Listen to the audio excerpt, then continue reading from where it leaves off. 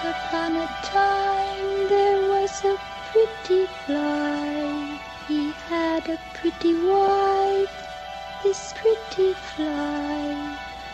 But one day she flew away,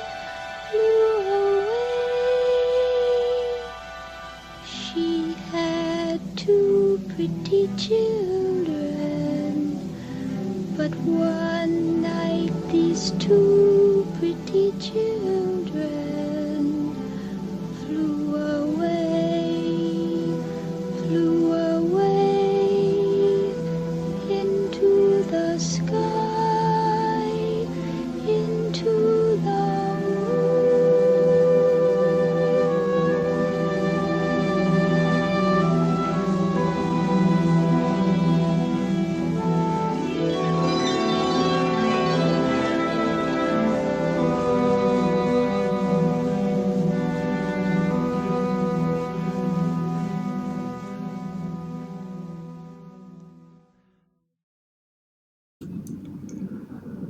Night Chill Audiobooks presents The Night of the Hunter, written in 1952 by Davis Grubb, read by James Ross Spencer. The Night of the Hunter, Book 3, The River. The dangerous shadow was no more than a faint dappling of darkness among the sun-speckled shallows. Uncle Bertie hunched in the skiff and pointed a crooked finger. "Yonder, boy! See? Right yonder! That's him! There by the big root!" John bent suddenly to the skiff's stern, and the shadow was gone. It had not moved. It had not fled. It had simply dissolved suddenly from the deep tobacco-dark water, and then there was nothing but the sun dapples again. "Meanest, orniest, sneakiest son of a bitch in the whole damn river, boy. Gar, did you see him?" "Yep, and he stole your bait, Uncle Bertie." "You see me plunk that them crawdad on the hook, boy? Then you seen me cast, and when I pulled her in, the bait was gone. Ain't no tobacco box can do that, Cap. Ain't no little sunfish can swipe bait like that. It was that sneaking, egg-sucking son of a bitch." Uncle Bertie blew his nose against one scarred, horny finger and cocked a wise blue eye sidelong at the boy in the boat. "Your ma don't know I cussed, does she, boy?" "Shucks," sighed John. "She don't even know I'm here half the time." "Well, you ain't a post, are you? To cussin', I mean." "No." "Tell you why I asked, boy. Your step-paw being a preacher and all that, John's lips grew thin as string, and the old shadow flickered back behind his eyes again, the dark Gar in the river of his mind. Bertie stuffed his cheek full of fresh mail pouch and stared off into the shore willows, draped softly out over the still shadow clean to the bend below the orchard. "Never was much of one for preachers myself," said the old man, with another sidelong glance, "quick as a robin's egg, but then I reckon there is all sorts." John swallowed quickly, and his wide eyes were lost in the river. Now Uncle Bertie reached out a scaly, hooked, scarred finger and turned the child's face to meet his eyes. "Stepped on your toes that time, didn't I, boy? Well, no matter. I don't know what's wrong up at your place, and I don't figure to ask. But just you remember one thing, Cap. If ever you need help, you just holler out or come on a-running. Old Uncle Bertie's your friend.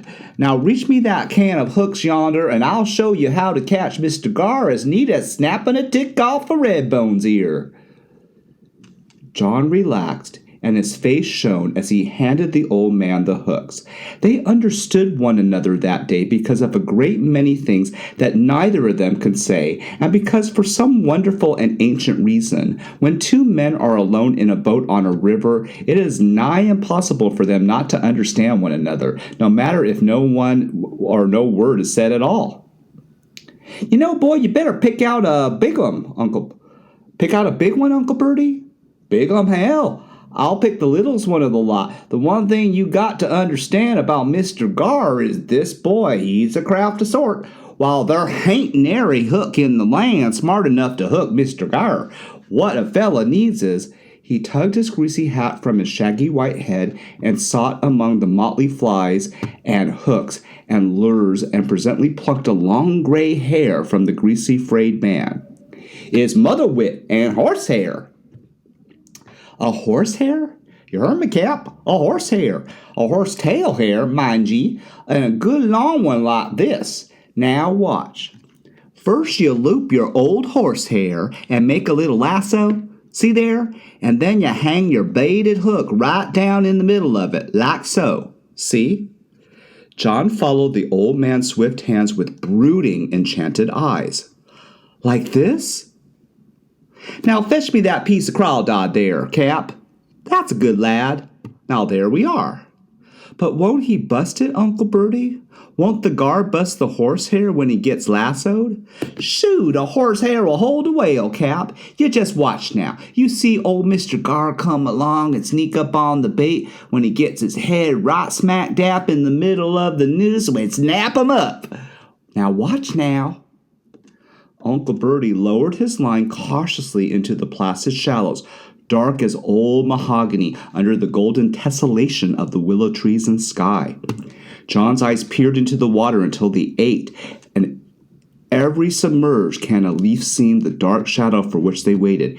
Every cloud or bird that passed above them in the afternoon cast its image in the mirroring river, and seemed to the boy to be the Black Hunter. He thought, like him always, sneaking around after the bait, only he ain't as smart as the Gar. He don't know where the bait is, so he can't steal it. Time ticked on, and the old man's eyes glared shrewdly into the depths, and then suddenly, without warning, Uncle Bertie thrust his arms upright, and the boat rocked like a cradle, and the air was full of sparkling pearls of water. There, you slimy snag-tooth son of a bitch! And Johnny wiped the water from his face and saw the ugly thrashing creature in the skiff bottom. Don't get your fingers in the way, boy, cried Uncle Bertie, snatching off his mud-crusted shoe. He grasped it by the toe and flogged the thrashing 9-inch fish flat on the floorboards with the heel. Meanest suck-egg, bail-sticking bastard between here and Cairo, roared Uncle Bertie in his proper riverman's rage. Presently he peered with John at the broken body of the dark slime-knife-jawed fish in the skiff bottom among the cans of bilge. There now, boy, he's done. Can we eat him, Uncle Bertie? Can we cook him? Shoot, if you got an appetite for bones and bitterness, you can. That's what makes a body so darn mad about Gale. They aren't fit for nothing about you go to the trouble to catch 'em. Bertie fetched the creature up gingerly by the tail and threw it far out into the river and watched with angry eye as it floated away on the quickening current near the channel. Then Bertie spit in the water and went to baiting his line for sunfish again. They had a pan full already, and the sun was standing close to the crown of the mine tipple across the river on the Ohio shore. You know, Queen City's due past tonight, said Uncle Bertie softly. She don't put into Cressum's Landing no more, but she still blows as she passes. John had seen this last of the great Ohio River packets once or twice in his life, glimpsed it from a distance, through trees, or from the windows of his bedroom. A great mountain of decks and white paint and proud stacks spilled black smoke all down the sky. And like all river folks, he had heard the sweet enchantment of her whistle on many the lonely night, that hoarse-sweet chord that seemed the voice of the great dark river's past, the brooding spirit of that rich and feral stream, and the ghost of men of long-past times, and the good and evil that they made upon her, the harper and mason, and the devil Gertie, and God's own Johnny with his poke of apple seeds. And so they rowed back to the landing and tied the skiff again under the willows and wallowed up the shore again to the wharf boat. John had grown restless again with the coming of night. He watched Bertie cleaning the little fish while the skillet began to sizzle on the fire in the stove.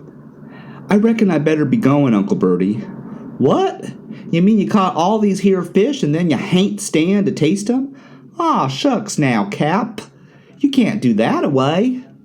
Well, Mom will be wondering, Uncle Bertie. It's sundown. Well, boy, I reckon maybe you're right.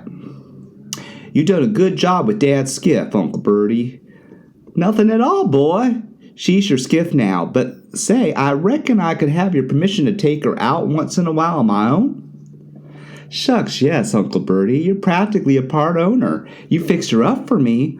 "Well now, boy, it'd be just grand if I could take her out every day for a little mess of catfish or tobacco boxes. Besides, a boat needs using to keep her trim." "I don't mind, Uncle Bertie." "By grannies, I'll take her down to the deep place first thing tomorrow and catch me some tobacco boxes. That's where they're thick. The deep place down by Jason Lindsay's pasture, there by the west fence." Restlessly, John turned his eyes to the window of the wharf boat and stared out into the peaceful river night. The sun had gone down behind the mine tipple now, and dust gathered like smoke upon the land. "Mind now, Cap," cried the old man, and the little fish cried out as he flipped them one by one into the hot grease. "What, Uncle Bertie?" "Mind what I told you. Mind what I said. If you ever get in a crack, just give a holler. Just come a-running." John made no reply, but scrambled up the plank and up the bricks of the landing and off down Peacock Alley toward the river road. But the old man knew that he had heard, saw the scared shoulders were a little braver now. He sat alone by his bedroom window, watching the moon rise on the hills. The rain crow flitted in soft, grieving notes down in the meadow, and then a soft step sounded on the threshold behind him. "John?" He leaped and whirled, gaping and livid with fright, but saw that it was only Pearl. "Ain't you hungry, John?" No, he turned his eyes to the hills again, to the impassive and impartial moon, in whose far vast mottled face he had found upon so many nights a solace. "Mom sure was mad," prated Pearl. "Not entirely displeased with John's punishment, she sent you to bed without no supper when you found your shoes was wet." He sighed, letting the silly female chatter roll off his weary head. But then the rich, maddening scent of fried chicken brushed against his senses, and he turned just as she fetched it up from under her little calico skirt and held it to him, the thick drumstick from her own plate.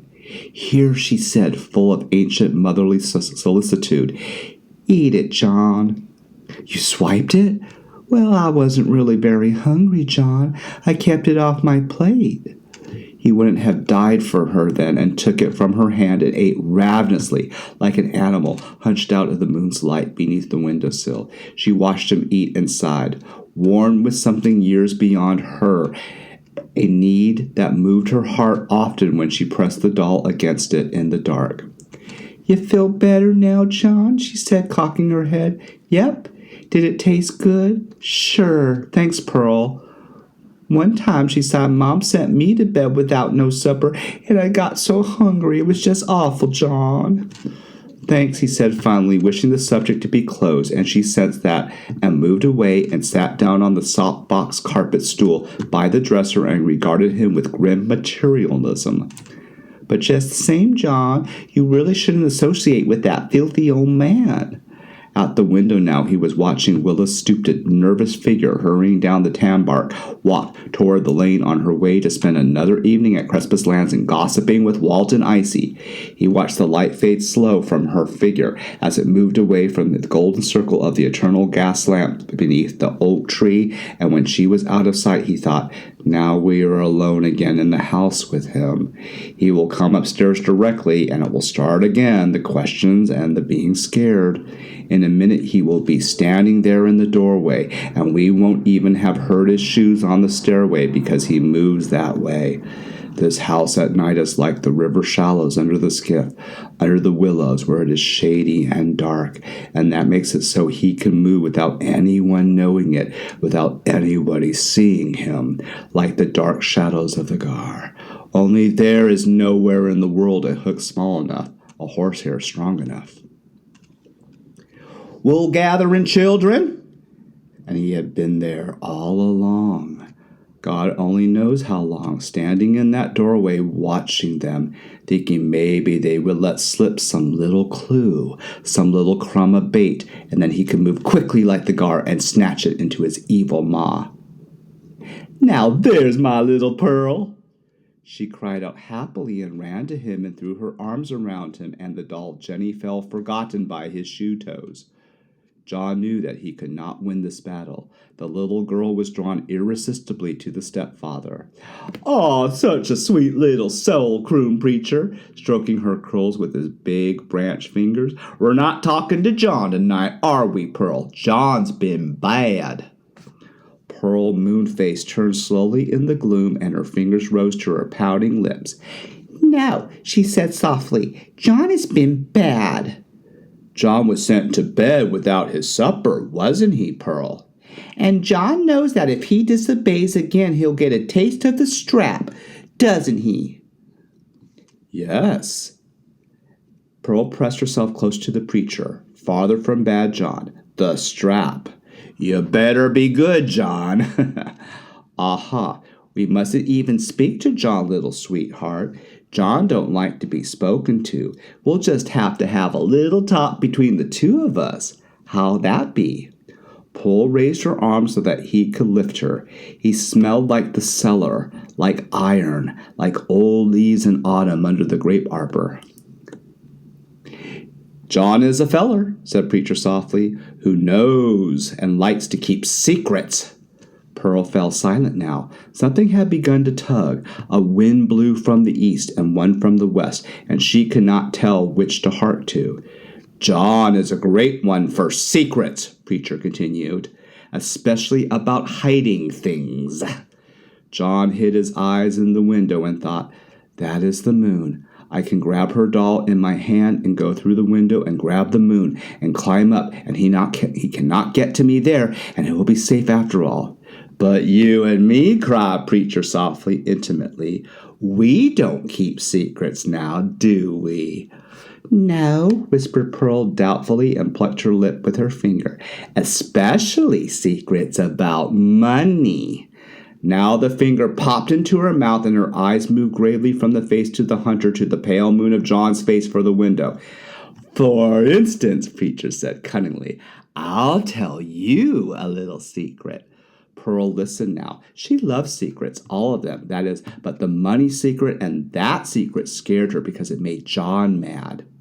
"Would you like that, sweetheart? Would you like to hear a secret?" "Yes." "Good. The secret is this. I knowed your daddy." Pearl frowned. "The blue men, they come one day and took him away." "Who?" "The blue men." "Oh, yes, the blue men, of course. And you know what they did with them? Eh?" "No." "Why, they brought 'em right to me. I bet you didn't know that now, did ya?" "Where's Dad?" "Never mind about that just yet," said Preacher. "All things in due time, little bird. First, just let me tell you what your daddy said to me. He said, 'Tell my little girl Pearl that there's to be no secrets between her and you.'" "Where's Dad?" she whined again. "Tut, tut, I'm getting to that part. But first you gotta understand the other part, the thing I just told ya, what your daddy said about secrets." "Did you understand that now?" "Yes." "No secrets between you and me. None at all." "Did you understand that?" "Yes." John backed arched slowly like a bent elm stick.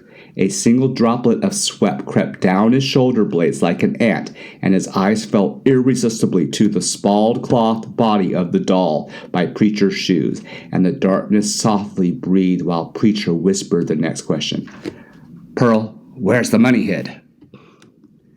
John had learned to throw during the summer that Ben had taught him to play ball in the meadow below Jander's livery stable. This is why the heavy hairbrush struck Preacher and not Pearl. He heard the black wood ring on the bone of cheek and forehead and heard the soft intake of breath and could not be sure for a moment if that had been Pearl's or Preacher's.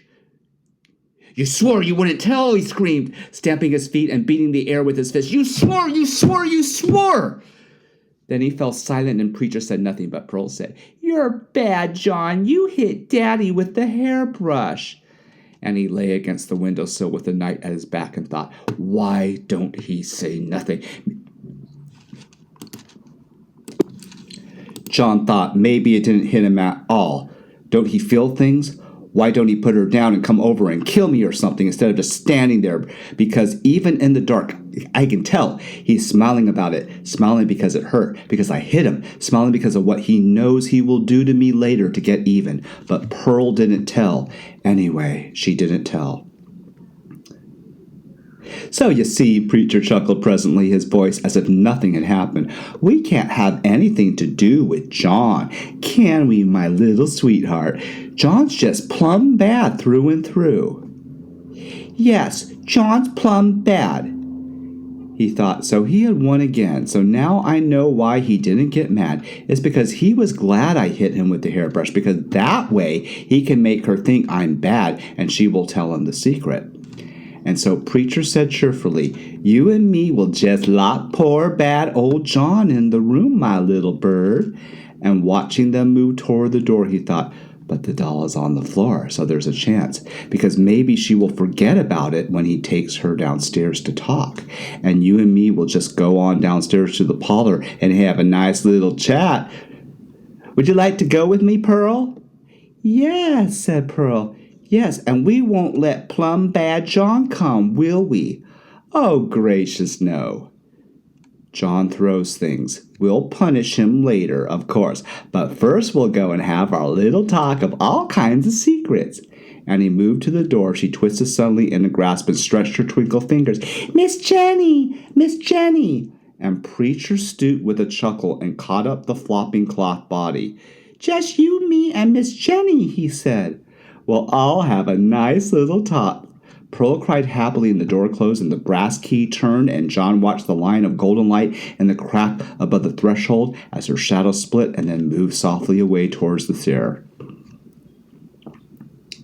Willa smiled. I bear my cross with pride, Icy, she said. I bear it graciously, as God meant me to.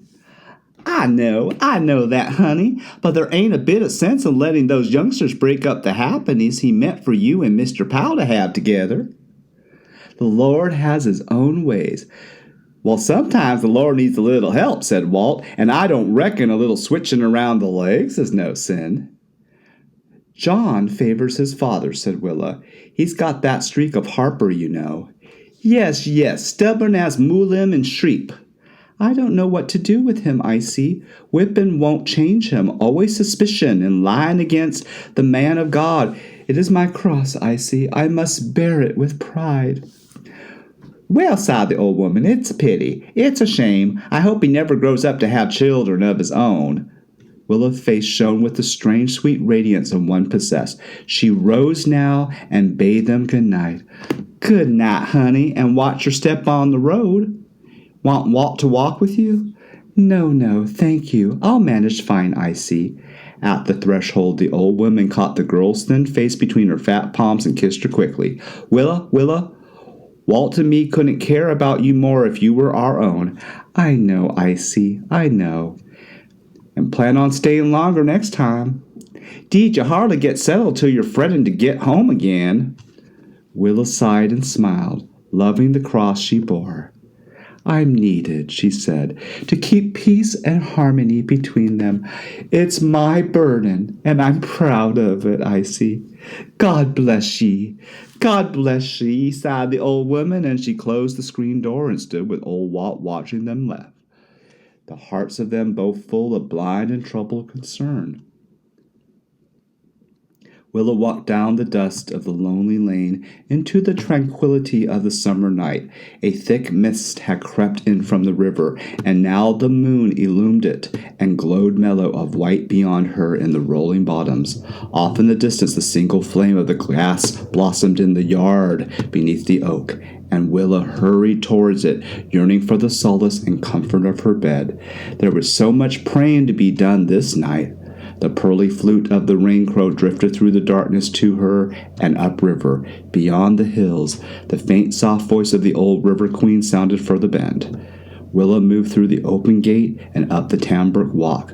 More than ever this night her heart was full of the curious and nudging sadness that had come over her since the strange and wonderful night in the hotel room, her honeymoon, the turning point in her life, the eve of salvation.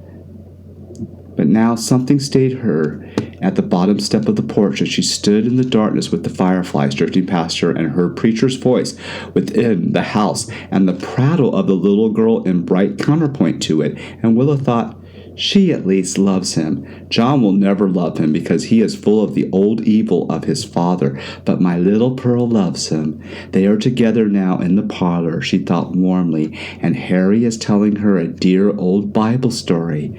But then she paused, womanlike, curious, listening to their voices and the thump and feather scrambles of a June bug against the screen. Johnny's bad, Pearl said. We won't let him be with us, will we?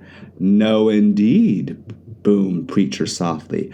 We'll have our own talk, just you and me. About secrets, said Pearl. Tell me a secret, please. Aw, have a heart, exclaimed Preacher. That ain't fair. I told you my secret all about knowing your dad. Now it's your turn.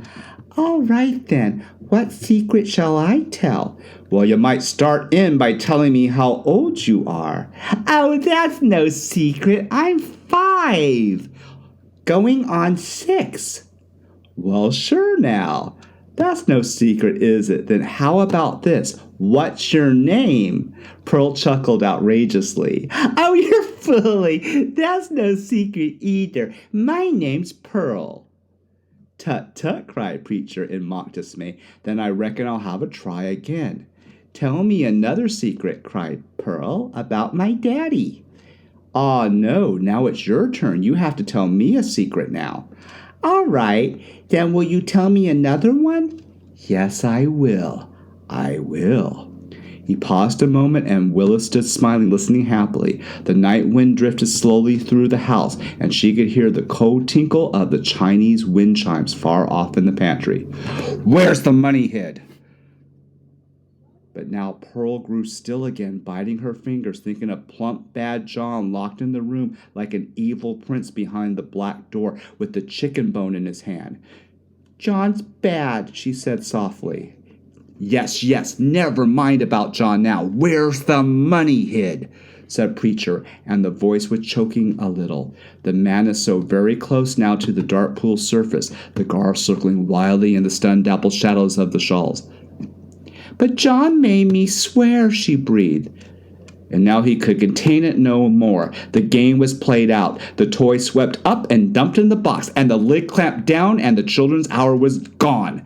The guard darted up from the green depths, and now the ripples broke. His voice was as swift and as solid in the evening silence as the thump of a butcher's cleaver in the block. Where's the money? You tell me, you little bitch, or I'll tear your arm off. Willa's mind swung back in focus, and she smiled and thought, I am standing here in the darkness, and I'm dreaming. It's a silly dream. I am dreaming, and directly I will wake up, and I will pray again. Pray the Lord, bless his holy name. Pray the Lord, bless his holy name. Tell me, you little bitch. Pearl flung the door to the carpet and tore loose from him and fled screaming through the golden lamplight. Just as Willa moved smiling across the threshold, Preacher caught himself against the hall tree, and the face he turned to see, stunned. The head shook as if in disbelief at this miscalculation, and then as swiftly as the drawing of the blind, the face fell again to a mask of utter and timeless composure. Willa, darling, I didn't expect you home so soon. Well, I was worried. The kids. What's the matter with Pearl? He shrugged and passed the finger named Love wearily across his brow. It's that boy, he sighed with a patient smile. He's been talking to her again about that money. I locked him in his room, my dear. He scared that poor little girl half out of her wits. Willa, what in time are we going to do with that boy? I don't know, she breathed, moving past him toward the muffled voice of weeping in a closet somewhere, hoping that he would not touch her nor follow, moving now with some old, undamaged instinct toward her child. Amen, she whispered at last, as he had lain there in the dark listening to her prayers throughout that solid hour of whispering, of the pain and torture catalogue of her own transgressions and those of her children. Are you through? He said clearly. What? Through praying, he said. Because... Yes, I'm through, Harry. Because I want to know something, and you better tell me the truth. What? The truth. What did she tell you in there, in the bedroom, when you seen her in bed and heard her prayers? What did she... Who? I don't. Pearl! You know who. What did she say I'd done to her? Willow laid still for a while, smiling still, because it was not real. What did she tell you? Oh, you know what, Harry. And you were listening outside the parlor window, so you knew it all anyway, weren't you? What did you hear, Willa? Oh, you know. Yes, I know. I want you to say it. What did you hear? What did she tell you I'd done to her? Why did she say she was crying? It's not in the river, is it, Harry? It's somewhere here amongst us, still tainting us with the stink. Answer me! The fingers were around her soft flesh of her thin arm, naked under the prim, old woman's nightdress, his grip banding her arm bone like a ring of thick, cold steel. And Ben never told you he throwed it in the river, did he? Then she thought, why is my lip bleeding? Why can I taste blood running back into my teeth and tongue? And then she remembered that he had struck her with the dry, shiny flat of his hand, and it had happened only in a second. Before the thought, it seemed like a long time. Then the children know where it's hid. My children do know where it's hid, she said. John knows, is that it? And the dark gar wheeling patiently in the pool again, the long century of circling dusk and shadow, of wisdom and darkness under the sun-dappled pool. He had risen from the bed now and stood silhouetted against the square of moonlight window, and his head was cocked a little towards the light, as if hearkening to a whisper late in coming, and she thought, why, he is so little. He is only a child. He looks like a little boy in his night skirt. It was Ben who was the grown-up. Then it is still here, she went on. Somewhere amongst us? The child did not move yet. The whisper had not come. So you must have known it all along, Harry? She said, and heard the great boat blow in the channel again, closer now, feeling its way through the darkness and the fog. But that ain't why you married me, Harry. I know that much. It couldn't be that, because the Lord just wouldn't let it. He's a God of love. He made you marry me so you could show me the way in life and the salvation of my soul. Ain't that so, Harry? But he did not hear, because now the night was filled with whispers, and they were for him, and she knew suddenly that he was not going to ever say anything more to her as long as she lived, that whatever was going to happen next would not be words but doing. But still she kept on. So you might say it was the money that brung us together? She chanted softly to the ceiling, not looking to see whatever it was he was fumbling after among his clothes on the back of the rocking chair. The rest of it doesn't matter, Harry. All the common, dirty old ways I used to lead with Ben, I just got shed of them, Harry, like a body would take off a dirty old dress, because that night in hotel at Sisterville you showed me the way.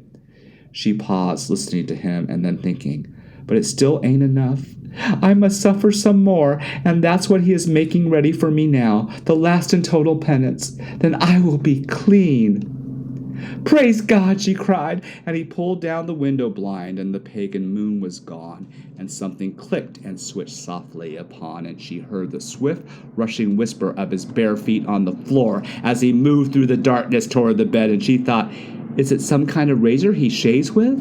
I know it. I saw it on the first night. John stirred in the valley of his pillow and opened his eyes. Something had moved in the dark and secret world of night, something like the quick, soft break and gasp of a sudden blowing flame in a coke grate in the dead of winter's night, and even as he listened, the house stirred. For old houses move in their sleep like the dreaming, remembering limbs of very old people. Boards whisper, steps cry out softly to the whispering remnants of footballs, and long halls gone to earth. Mantelpieces strain gently in the darkness beneath all the ghosts of old Christmas stockings.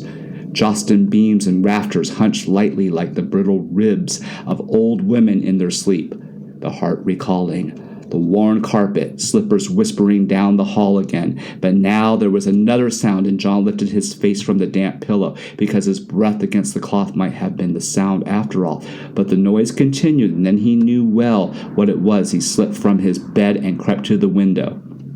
It was the whining and catch of that old Model T, made when someone was cranking it. This was the sound amongst the other night sounds, beyond the fog, beyond the grape arbor and the smoking house. Beyond seeing, behind the night of white mist, he could hear the faint, vivid voices of the shanty-boat people in skiffs along the shore, gigging from frogs under the willows, and someone was playing a mouth-harp behind the moon. But the other sound came clearer than the rest, clear and unmistakable. The whinny and catch, the whinny and catch, and then the cough, and then the pause, and then beginning again, and now the hoarse chatter of the motor caught, and after a bit of the sound racketed off into the stillness, and the night slid back again. John lay in bed now thinking, what is it? Has he given it all up and stolen Dad's old car and gone away? Has he decided he will never find that money, and so he has quit and settled for the car and gone away forever? And so he fell asleep. His hands on the face of the doll, whose painted eyes stared beneath his fingers, kept a blind yet faithful vigilance against the night. Walt Spoon was out in their garden, hoeing and second planting of beans, when Icy came to the door and called him. He rested the hoe against the white picket fence and wiped his face on his bandana. "Walt, come quick," she cried again. "I'm coming, Mother." Walt hurried down the rows toward the kitchen porch. "What's wrong, Mother?" She leaned against the threshold with one trembling freckled hand tugged him inside. "What? Shh! Whisper."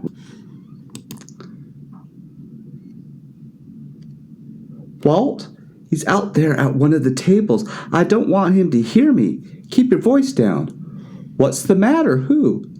"It's Mr. Powell," she whispered. "He just comes a-running from the house. Something awful has happened." Well, Lord Almighty, woman, will you tell me what?" "Willa had run away." "No, Willa's run away," she repeated a little louder now. "I'll be switched.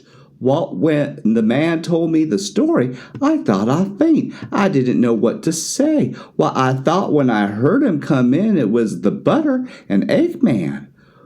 "Well, didn't she say nothing? Didn't she leave no word?" "A note," said Icy, pressing her lips together and squinting one eye. "Course I never asked him what it said. She took out of bed sometimes during the night. There was right smart of a fog, so no one seen her go and take the old Model T. You remember Ben's jalopy?" "Now then, I never had thought that of Willa Bailey," said Walt softly, sitting suddenly in a straight-backed chair by the sink. "I declare, Icy, I never would have thought it. Walt, I just didn't know what to say." "To him? Well, I reckon you did it now. He stood there in the doorway when I come out to see who it was, and I asked him what was the matter, and he told me, and well, I just couldn't believe my ears, so I made him tell me again." "Is he pretty bad by it?" Icy motioned towards the ice cream parlor with her head. "Just hear him. He went all to pieces after he told me, thrown himself down at one of the tables and put his head down in his arms and went to praying and crying all at the same time. That's when I come a-running for you, Walt." Walt turned his eyes sadly toward the door, toward the sound of weeping. "There's a little peach brandy," he said, rising and moving towards the spice cabinet. "Maybe a little sip of that." "Walt? A man of the cloth?" Walt hesitated, but he then fetched for the bottle down anyway and poured an inch of the liquor into the tin cup by the pump. He tossed it down and bent coughing into his sleeve. "Walt Spoon, that's for sickness in the house." "Well, I'll be blamed if news like that don't make a body sick, Mother." He turned his eyes towards the door, towards the sound of faint, thick weeping in the other room. "What can we do, Mother?" "Well," she said, "I thought if you went and talked to him." "Another man? What does a person say?" "Well, shoot, what, I don't know. Maybe if he was to get some idea where she could have run to, some hint she might have dropped. Last night she did seem upset when she left here. Didn't you mind that? The way she kept staring and biting her lip, and she hadn't hardly sat down till she was up again, wanting to go." "Yes, I mind that. She left around 10, it was." Now the weeping beyond the door eased, and there was no sound but the measured ticking of the hall clock. "There," said Walt, Sounds like he's got a hold of himself. You better wait out here, Mother. I'll go see if there's anything we can do." But Icy followed just the same through the door into the ice cream parlor and peered around her husband's shoulder at Preacher at the table by the window. He was sitting up now, his back to them, and he had a little pocket scripture he was always carried, and he was reading silently, his dry, thin mouth working faintly as 2 fingers traced the crab-tiny script. "Mr. Powell?" Walt stood awkward and helpless before the grief of another man. Preacher did not stir, gave no sign that he knew they were there. Then Icy touched him gently on the shoulder. "Mr. Powell, me and Walt thought maybe," and as if a loose wire in a loudspeaker had suddenly been jarred into contact again, the whisper rose to a full booming voice as he read, "For a whore is a deep ditch, and a strange woman in a narrow pit." "Amen," whispered Icy, "amen. She also lieth in wait as for a prey, and increaseth the transgressors among men." Now suddenly he folded the little book and turned to them, and they were touched beyond words at his reddened eyes and the little smile of courage that flickered at the corners of his lips. "My dear friends, my dear, dear friends, whatever would I do without you?" "Mr. Powell," wailed Icy, "in the fear of the Lord is strong confidence, and his children shall have a place of refuge." Walt said, "Is there anything? Preacher stuffed the Bible in the pocket of his coat and smiled. "It is my shame, my cross of thorns, and I must wear it bravely, my friends. What could have possessed that girl's?" "Satan," said Preacher, simply as if it were all cut and dried. "It was him that possessed her." Outside in Peacock Alley, the air trembled and glistened like cold spring water, and the wind flowed clean and steady from the shore. It was the fresh morning in late July, a young girl of morning when the land was a bosom of milk and honey, and the night mists long gone. Didn't she leave no word, no explanation?" said Walt. "Yes, if you could call it that. A note. I tore it up and I did burn it." "Didn't you have no inkling?" said Walt, sitting across from him and the table. Preacher smiled bravely and blew his nose and then tucked his handkerchief away before he spoke. "Yes," said the preacher, "from the first night." "The first night?" "Our honeymoon. The night we was married in Sisterville and stayed at the Brass House." "How's that?" said Walt. "Oh, why, she turned me out of the bed." "No," gasped Icy, while Walt blushed and fumbled in his pocket for his pipe. "Yes," said Preacher, "I reckon having had what she was used to from a man like Ben Harper, she wouldn't want nothing from a man of God." "Yes," said Icy, "Ben was lusty and ornery, I'll grant, and you think that's why she run off?" "She still longed for the old life," said Preacher softly, "carousing of a night and that beer drinking and that other, I reckon. I couldn't give her that kind of life. I wouldn't if I could, dear hearts. I taken one look at them little ones of hers and I said to myself, better that a millstone should be fastened round my neck." Icy was weeping again now, sobbing in swift, fat little gasps, her lawn handkerchief balled tight against her lip. "And what do you figure to do, Mr. Powell?" said Walt, puffing on his old pipe. "Do? Why, what can any man of God do?" cried the preacher, standing up. "Stay and take care of them little kids in the way Jesus would want them to be brought up. Maybe he meant all this to happen this way, my friends. Maybe he never meant for a woman like Willa to taint their young lives, and so he sent me. Praise God," choked Icy. "That's mighty fine of you, Reverend," said Walt, snorting and dabbing at the moisture in the corners of his eyes. "Mighty brave, I say." "I reckon maybe it has been ordained this way, Brother Spoon." The Lord has set my task before me. Those poor little lambs. Icy, control abandoned now, shook and snuffled in unabated emotion. Walt scratched his cheek with his pipe stem and shook his head. I just won't never have thought that of Willa Bailey. I never would thought that of my own wife running off the way and leaving me that way with 2 kids. He paused, puffing silently. And she left a note? A scrawl, said the preacher, on a piece of notepaper on the bureau. Something about how she has failed as a mother and as a wife, and she was a no account at heart, no wow, and she might as well run off somewheres with people that were as bad as she was. He held out the fingers of his hand and stared at them in disgust, then wiped his palm dramatically on the sleeve of his other arm. I burnt it, he whispered. I tore it up and I burnt it. It stank so strong of hellfire. Well, amen, praise Jesus. The pitcher said, preacher, he went to the well once too often, my friends. And you plan to raise them kids up yourself, said Walt, providing, of course, Willa don't come dragging her tail back home. Preacher smiled and shook his head. She'll not be back. I reckon I'll be safe in promising you that. Walt puffed in silence a moment longer, reflecting. Her conscience might get the better of her. I think she is never coming a running again.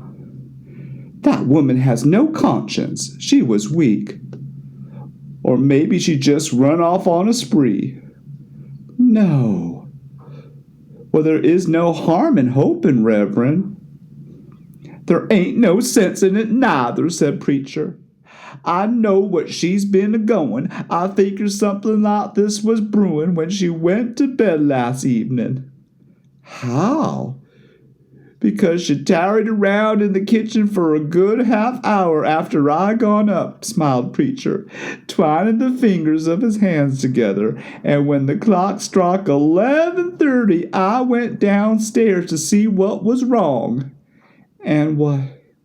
She found a fruit jar full of dandelion wine that bad husband Harper had hid away somewhere in the cellar. Oh, you mean she... Preacher nodded. My wife was a-drinking, he said. Icy stopped weeping and stared, scandalized. Her flesh, smiled Preacher, was just too full of it, and not to get the upper hand, your friends, too full of pride and sin and self-indulgence. I tried to save her. I know you did, Reverend, cried Icy. Oh, dear Lord, I know you tried. But it was too late, said Preacher, cracking his knuckles together as the fingers began to twist. The devil got there first, you see. And he held up the locked hands and twisted them some more. And Icy started transfigured at the writhing fingers with the blue leathers of love and hate warring together in midair. At last the fingers of the left hand closed over the fingers of the right, and Preacher brought both hands down with a mighty crash on the table.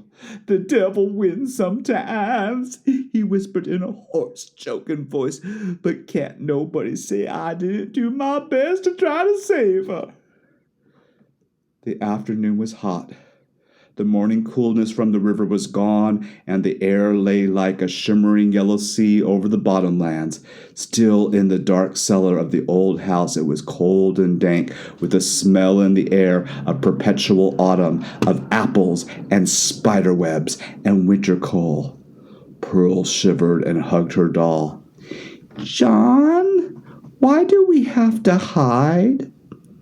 It was dark behind the shelves of mason jars, behind the barrel of stale winter apples, and the bench with its boxes of onions and turnips and potatoes. Yet she could see the white shape of John's face clearly, and the dark eyes burning in it. John, why? Hush up! Hush up! Yes, but John, why? Because, he whispered furiously, thinking, isn't it enough that I have to save her from him? Do I have to put up with the rest of it, too? The questions, the whys? John, where's Mom? He thought, Mom is dead because she wouldn't go away and leave him that way. She might leave us, but she wouldn't leave him, and so she must be dead somewhere. John! What? Pearl, hush up! But where's Mom? So he lied. She's gone to Moundsville. And he thought about the sound of the car in the night, and he thought that maybe that might not be a lie after all, that maybe she had seen him at last for what he was and fled for her life, and that scared him worse than the thought of her dead. So he stopped thinking of it. To see Dad? Pearl was saying. What? Did Mom go to Moundsville to see Dad? I don't know. Yes, I reckon that's it. Now will you hush? Why, John, I want to see Daddy Powell. He shuddered, thinking, it's too much for me, hearing her call him that while I am trying to save us both from him, and all the time her trying to stop me to get him anyway, even though he would kill her for what hides in the doll. Someone, he said, is after us, Pearl. He thought, if I scare her too bad, then she will start crying, and he will hear where we are. But maybe if I scare her just a little bit, she'll shut up. Why, is someone after us, John? Never mind about that. I need you to just be still, Pearl. But I want to go upstairs, she said. It's cold and it's spidery down here. I'm hungry, John. He turned in the darkness and grasped her firmly by the shoulders, feeling her tremble under his fingers, because now she could feel his own fright flowing through his fingers into her arms. Now listen to me, Pearl, he whispered. You and me is running off tonight. What's running off? Running away, he continued, and brushed some crawling creatures from his leg. If we stay here, something awful's going to happen to us. But won't Daddy take care of us? No, he said, that's just it. No. Where are we going, John? I don't know. Yet somewhere's Pearl, when it gets dark and he quits hunting for us and goes up to bed. Who's going to bed? The man, he said carefully, the man who's hunting us. When it's night, then we can tiptoe up to the kitchen and steal something to eat. Oh, no, John, Mom will punish us. That's spoiling our supper. No, he said, it doesn't matter about that now. Just do like I tell you, Pearl. All right, John, I will, I promise. And she was still for a moment at least. John, is Mom running away too? No. So she felt silent and then waited, listening to the far, faint sounds of the distant daylight, so remote that they might have been from another world. There was a single barred cellar window in the stone wall beneath the joust above the coal bin, and they fastened their eyes to that single square of world, watching as it faded to gray, and then, as twilight fell, winked shut like the lid of an eye, and they could hear him moving about the dark house above them, as he had throughout the dark day, singing to himself, and then stopping a spell to listen, to poke and search, and then call their names again in that tight, shivering voice of outrage. Then he would commence his singing again. Leaning, leaning, safe and secure from all alarms. Leaning, leaning, leaning on the everlasting arms. And when Pearl fell asleep against him, John crouched listening alone in the roaring darkness, and the footsteps padded back and forth, and the closet door squeaked open one by one, and then he would call again, and after a spell he would begin to sing again, and then after a bit they heard him cry out softly to himself, as if he had thought of something, And the footsteps moved along the hall and directly to the cellar door, open far away in the distance, and Pearl knew by the cold, tightening fingers on her arms that John meant for her to be still. "Children," he whispered. "John, hush." And suddenly, and with astonishing loudness, a cricket commenced chirping in the apple barrel, and John, gasping with fright, imagined somehow that this might lead the hunter to their hiding place. "Pearl," called the voice softly from upstairs. And then a portion of the whitewashed wall sprang suddenly into light, and he moved down the steps with the candle in his hands and stopped halfway, straining his angry eyes into the shadows. "I know you're here, children," he said, not shouting, not angry sounding at all. "So you better come out before I come find you myself. I can feel myself getting awful mad, children." "John," she whined faintly. He said. John's hand clasped quickly to her mouth, and his fingers pressed into her warm cheek. He could feel her fluttering, frightened eyelashes on the heel of his palm. "I hear you whispering, children, so I know you're down there." John listened to the cricket among the wine saps and thought, if we's was the crickets, we could hide under the cool apples, deep in the dark barrel, and he would never find us, never ever find us. "Very well.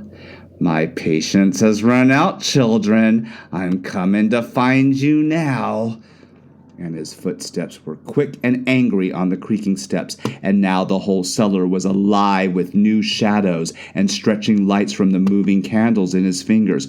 John peered between the 2 half-gallon jars of candied apples, and he could see him, his back to them, the black of one shoulder and the corner of his head, and he stood by the furnace and held the candle high. "This is your last chance, my dears. I'm just getting played out. I'm just getting so mad I won't be responsible." Now the whole web of light and dark tore loose and stretched itself and danced again, and he moved toward the coal bin and bent to peer inside. "Children!" And then they all heard the voice calling from the kitchen, and John thought for one moment of salvation. It's Mom come back. It's her upstairs in the kitchen. Nothing has happened to her after all. "Yoo-hoo, Mr. Powell!"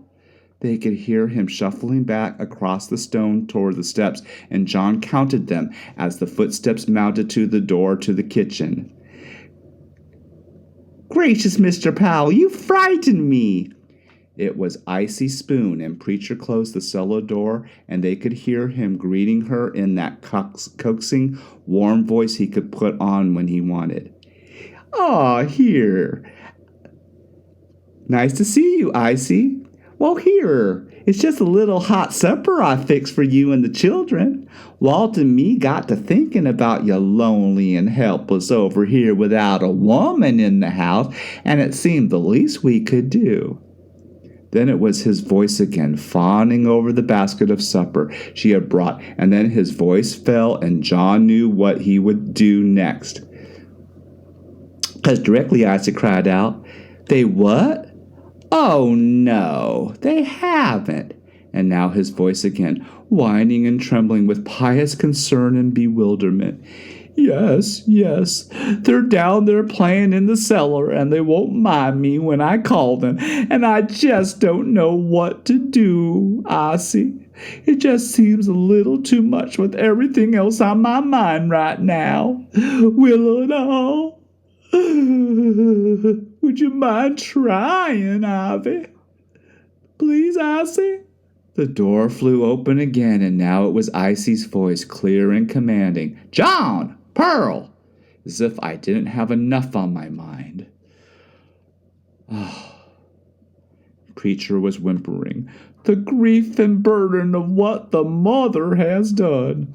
Icy's voice crackled with authority now, and John knew that the jig was up. The business of disobeying a woman was somehow too much for him. "John! Pearl, you get up on that cellar this very minute." Icy clapped her hands sharply. "Come on now, shake a leg. I won't have you worrying poor Mr. Powell another minute. Now hurry up." John appeared, blinking and moving into the gaslit kitchen, and Pearl followed, hugging her doll sheepishly before her shamed eyes. "Now just look at you," cried Icy, brushing the cobwebs from the little one's curls. "Dust and filth from the head to toe. Dust and filth! If that ain't a poor way to serve Mr. Powell on such a sad day like this." She turned to Preacher and raised her eyebrows. "Want me to take them up and wash them good?" "Oh, thank you, no. Thank you, dear Icy. No, I'll tend to my young'uns. Thank you." "Well," smiled Icy, folding her hands beneath her apron before she departed, "at least you'll all have a good hot meal together." She turned and patted John Shaggy's head, bowed now in dreadful and stunning defeat beside his sister.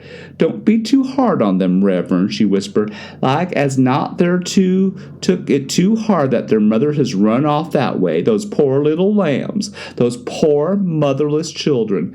Preacher chuckled and reached out his hand and ran the finger named Love through Pearl's tumbling dusty locks. "I've been thinking of something that might ease the pain." "Yes," said Icy. "I thought I might take them away for a week or two," he said, "to my sisters down in Marietta." "Well now, the change might help. A different scene, good country folk, good country food for a while. A kindly Christian woman could tend them." "Well now, hear that, children? Doesn't that sound nicey nice?" "Yes, I think I may just do that. It would give me time. It would give me time to just help mend things." "Well, that's grand and a sensible plan, Mr. Powell. Just grand." She gave Pearl's head a final pat and pinched John Cole's livid cheek and moved out onto the porch with the preacher. "And remember now, Mr. Powell, if you need anything, any time, night or day, don't be afraid to just call on us. Mind you now. Good night." "Oh, good night, Miss Spoon. Thank you. May the Lord just watch over you and bless you." And in a breath, her fat, round figure was a small shape, bobbing away in the green dust under an early moon. Preacher came back into the kitchen and smiled at the children by the pump. "Weren't you afraid, my lambs?" he said softly, "down there all alone in the dark?" For a moment, the kerosene lamp teetered and rocked on the litter table, but then the old hands darted out and caught it and steadied it before it fell. Uncle Bertie snatched his bottle from under the rocker and filled the tin cup half full again. Then he began shaking worse than ever, teeth chattering like an angry groundhog, and Uncle Bertie knew suddenly that the whiskey wasn't going to help him this night. It would take more than that to exorcise the day's demons. And yet he drank it swiftly and choked once and settled back again, rocking and moaning softly to himself and sucking the liquor from his dripping mustache. Earlier, he had considered lighting his lantern and taking Ben Harper's skiff back down along the shore to the deep place to see if it was really there, what he had seen that morning. But he thought that seeing it again would drive him crazy with fear, and he would fall out of the boat and drown.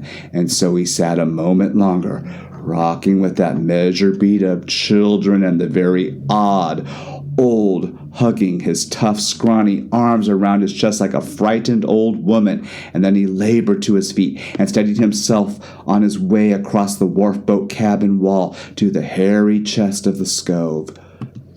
Bess would understand why he was so powerfully and brutally drunk this night. Bess would forgive his intemperance once he told her what he had seen that morning in the deep place below Jason Lindsay's west fence. He fell thickly to his knees and fumbled at the green brass hasp to the chest and got the lid up at last and fetched out of the faded cardboard photograph in the cheap-jack tin frame he had brought from a country peddler 35 years before. And when he had stumbled back to his rocker again, he propped that little picture against the lamp and fell back into his cushions. "Now, Bess, Don't go preaching at me again. I know I'm drunk as the Lord I know it, but hear me out, woman. Hear me out, and you'll understand now, Bess. Please don't scold, honey. Don't scold. And he turned his face away from the proud black eyes of the handsome country girl in the picture, and still not looking at her, he commenced rocking swiftly now, and considered how he should shape the tale, how he could tell his long dead wife why he had been driven again to the awful drunkenness that had been the plague and sorrow of their marriage. Something dripped with the soft rhythm of blood on the floorboards beside him, and he saw that he hadn't upset the bottle, and the soft whisper of the falling drops made him shake all the worse, and for a while there was no sound but that of the cry of the rockers, and the last he dragged his eyes back to the stern cardboard face, because she was waiting to hear his excuse, and Bess got angry when she had to wait for things. This morning, he choked, I borrowed Ben Harper's skiff and went down into the deep place along the shore there below Jazz Lindsay's west fence. I lowed to catch me a few cats for supper, Bess. Now hold on, woman. Wait. The boy didn't mind me borrowing the skiff. I figured to take her out every day like that for just a little fishing. He said I could. Yet the eyes in the photo seemed to mock him, burning with scorn under the unfailing gleam of the lamp. Now hear me out, woman. Hold on now, for you go to preaching on me. Now he leaned toward the picture with staring eyes and jaws agape, and his hands clapped to the table's edge like the prisoner on a bar of justice. Christ almighty, girl, if you seen it, Bess. Sweet Jesus, if you had seen it down there in the deep place. Then he shut his eyes again, the scorn of the dusty face, and fell back in the rocker again, and the faint wooden tread of the rocker resumed like a pace of a damned century, and he could hear her voice again, vibrant and rich with disdain, as it had been in those decades long gone to earth. Drunken sot, you worthless drunken fool. Now, Bess, don't say that. Don't leave me, Bess. Wait now till I tell ye. And the hand thudded back on the table, and the old face was back in the picture again, and his nose fairly brushing it. Under the stern, he grated, that where I seen it. It was water black as no bottom, but I judged it was 10 foot down. Christ God almighty, Bess, my heart like to burst inside me. Then he shut his eyes and slavered for a moment with the sheer horror of it. Then he shook his head and lifted his eye onto the yellow lamp chimney. And like as not, they'll think it was me that done it, Bess. Like as not, Jake Arbogast and them deputies'll come drag me off to Moundsville and slip me the noose, Bess. Oh, sweet Jesus, save us all. And he could hear her voice now, plain as the voice of the man down shore in the houseboat, laughing and jostling his sweetheart under the summer moon. And so he knew he would have to tell it all to her from the beginning, what it was that he had seen. And so he gulped and licked his lips and turned his face away from her before he began, mouthing the tale with his thick, drunken tongue. Taking a breath. About 10 this morning it was. I mind that, Bess, 'cause the 9:30 eastbound was long gone. I'd taken Ben Harper's skiff. John said I could. And I was down there fishing for cats over in the deep place below Jason Lindsay's west fence. And directly I felt my hook catch on something. And I bent over the stern.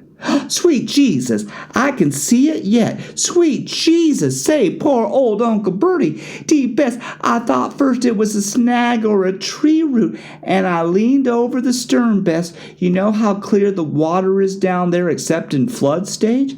Well, that's right where it was, Bess, where the kids used to swim, where the water's way over a man's head. Now he leaned closer across the table, and his eyes burned back at the stern stare of the paper woman in the cheap tin frame. His fingernails bit into the table wood as he spoke.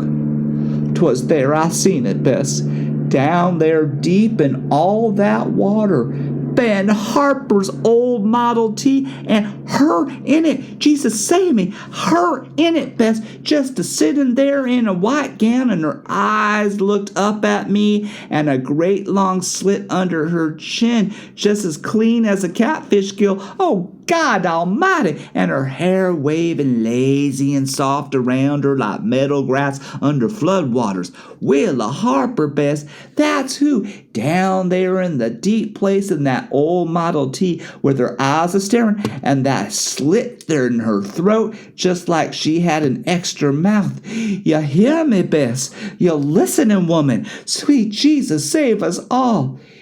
He paused, choking and gasping with fresh terror, and snatched up the bottle and greedily sucked from it a few drops that had not spilled, and then, whirling as if the football of an enemy, hurled the body crashing through the wharf-boat window. "And there hain't a mortal human," he whispered, "not just to her, but to the night now, to whatever eyes and ears might be hearken at the shattered window through which the breath of the mist already curled. There hain't a mortal human, I can tell, but you, Bess. For if I go to the law, they'll hang me on, too. They'll hang me." He staggered sobbing to his feet, and wallowing his way to the door like a listing boot, steadied himself, trying to get his breath back against the jam, and stared off wildly into the darkness toward the shore to southward, where the tiny lamps of the shanty boats gleamed in the dark. "One of them," he whispered, slobbering into the stubble of his chin. "It was one of them shanty boat trash done it, but they'll think it was me. Christ almighty, they'll think it was just old Uncle Bertie." And he stumbled back into the tangled blankets of his cot and fell to snoring, rousing up from time to quarrel with his dreams, while the eyes of the women stared through the unwavering and golden lamplight, eyes unforgiving, dark with scorn and outrage, now 50 years lost in the dust of the Ravens Rock churchyard. "I'm hungry, John. Let's go downstairs and eat supper." "The door's locked." "Why did Daddy lock us in our room? Were you bad again, John?" "Hush up! I'm thinking, Pearl." "What about?" "About getting away. Listen to me, Pearl. You got to mind me tonight." "All right, John." They huddled in the bedroom, hearing Preacher below in the kitchen eating the hot supper Icy had brought, and taking his time about it, because they would be there as long as he wanted them there, and because presently he would climb the stairs and have the first real privacy he had ever known when he asked them the questions again. "No matter what he says," whispered John. "No matter what he does, Pearl, remember what you swore." "Yes." But he thought, but there are ways. He will take her on his lap again and start in again about the secret, and she will commence to giggle directly because she loves him, because she is too dumb to know what he really wants. Preacher had finished his supper now and was singing while he rinsed the dishes and stacked them by the pump. And when the house grew still again, John thought, you never hear him coming upstairs, because his feet are like leaves falling, like shadows in the moonlight. He is coming up them stairs right this very minute, I bet, and directly he'll unlock the door, and we will hardly hear the key. "Hello there, children. Guess who? I saved you some supper. Have we got good appetites tonight, my little lambs?" "I'm hungry," said Pearl. "Why, sure you're hungry, dumpling. And guess what's waiting for you? There's fried chicken and candy sweets and corn sticks and even apple cobbler." "Can I have my supper, please?" "Well, sure, honey lamb. Naturally, I'll go warm it up for you directly. But first, can I have milk too?" "Well, yes, little bird, to be sure," he cried, gathering her gently into his arms. "But first of all, we'll have a little talk." Pearl frowned and put her finger in her mouth, remembering the night he twisted her arm. "About our secrets," he said softly. "No," whispered Pearl. No. And why, pray tell? Because John said I mustn't. Ah, but we know what a bad boy John is. In fact, I think we had better punish John tonight for the way he's been carrying on lately. But we'll attend to John later, won't we, my little lamb? Now let's just you and me talk. We'll have a nice little chat, and we won't even let John open his mouth. Pearl scowled at John. You're bad, John. We'll have a chat, and we won't let you open your mouth. The moon had come up, a sickly wisp of silver in the last phase, hanging like a harvester's sickle in the apple tree below the grape arbor. Do you have any secrets you'd like to tell me, Pearl? Yes, she whispered, torn by those strange winds of yes and no. Well, what is it? She was still. Her eyes moved gravely back and forth between the two of them. The money, she said softly, and darted a glance at John. Ah, of course, the money. Where's the money, little darling? She began to sob. John said. She choked softly. Preacher slapped his knee in his eye and cracked dangerously. Never mind what John said. He thrust her to the floor and towered above them, radiant with fresh fury. I told you once, my girl, that John ain't ever here as far as you and me are concerned. John doesn't matter. Can you understand that, you little... Yes, John is a meddler. Do you understand that? John is nasty, sneaky, evil. Stop sniveling. Looky here a minute. In my hand here. He shot his left hand into the alpaca coat and brought out the knife and bounced it twice in his palm, the blade still secret in the bone helve, awaiting the cunning button touch. See this now? Know what this is? Yes, I know. Look, what do you see now? What is it, Pearl? I don't know. Well, then don't say I know. If you don't, that's lying. This is a knife. Want to see something cute? Looky now. He clasped the bone handle in his palm, and closing it, touched the button lightly with the finger named H, and now the 6-inch silver blade honed the paper keenness, flicked out like a clever bright wing of a toy bird. Pearl smiled. How about that now? He cried, proud as a child, but then his face snapped back in a mask of blanked leather, and his lips became angry and curled. This, said Preacher, is what I use on meddlers, my little lamb. Do you get me? For meddlers. He laid the knife open on the bright calico of the quilt of the bed and lifted his eyes to the boy. John, he said, might be a meddler, mightn't he? Or maybe he's got better sense. What do you think, little lamb? John would be sorry if he meddled. In fact, if John so much as breathes a word, if he so much as opens his fucking mouth. Pearl ran over and reached a hand to take the cunning bright toe. No.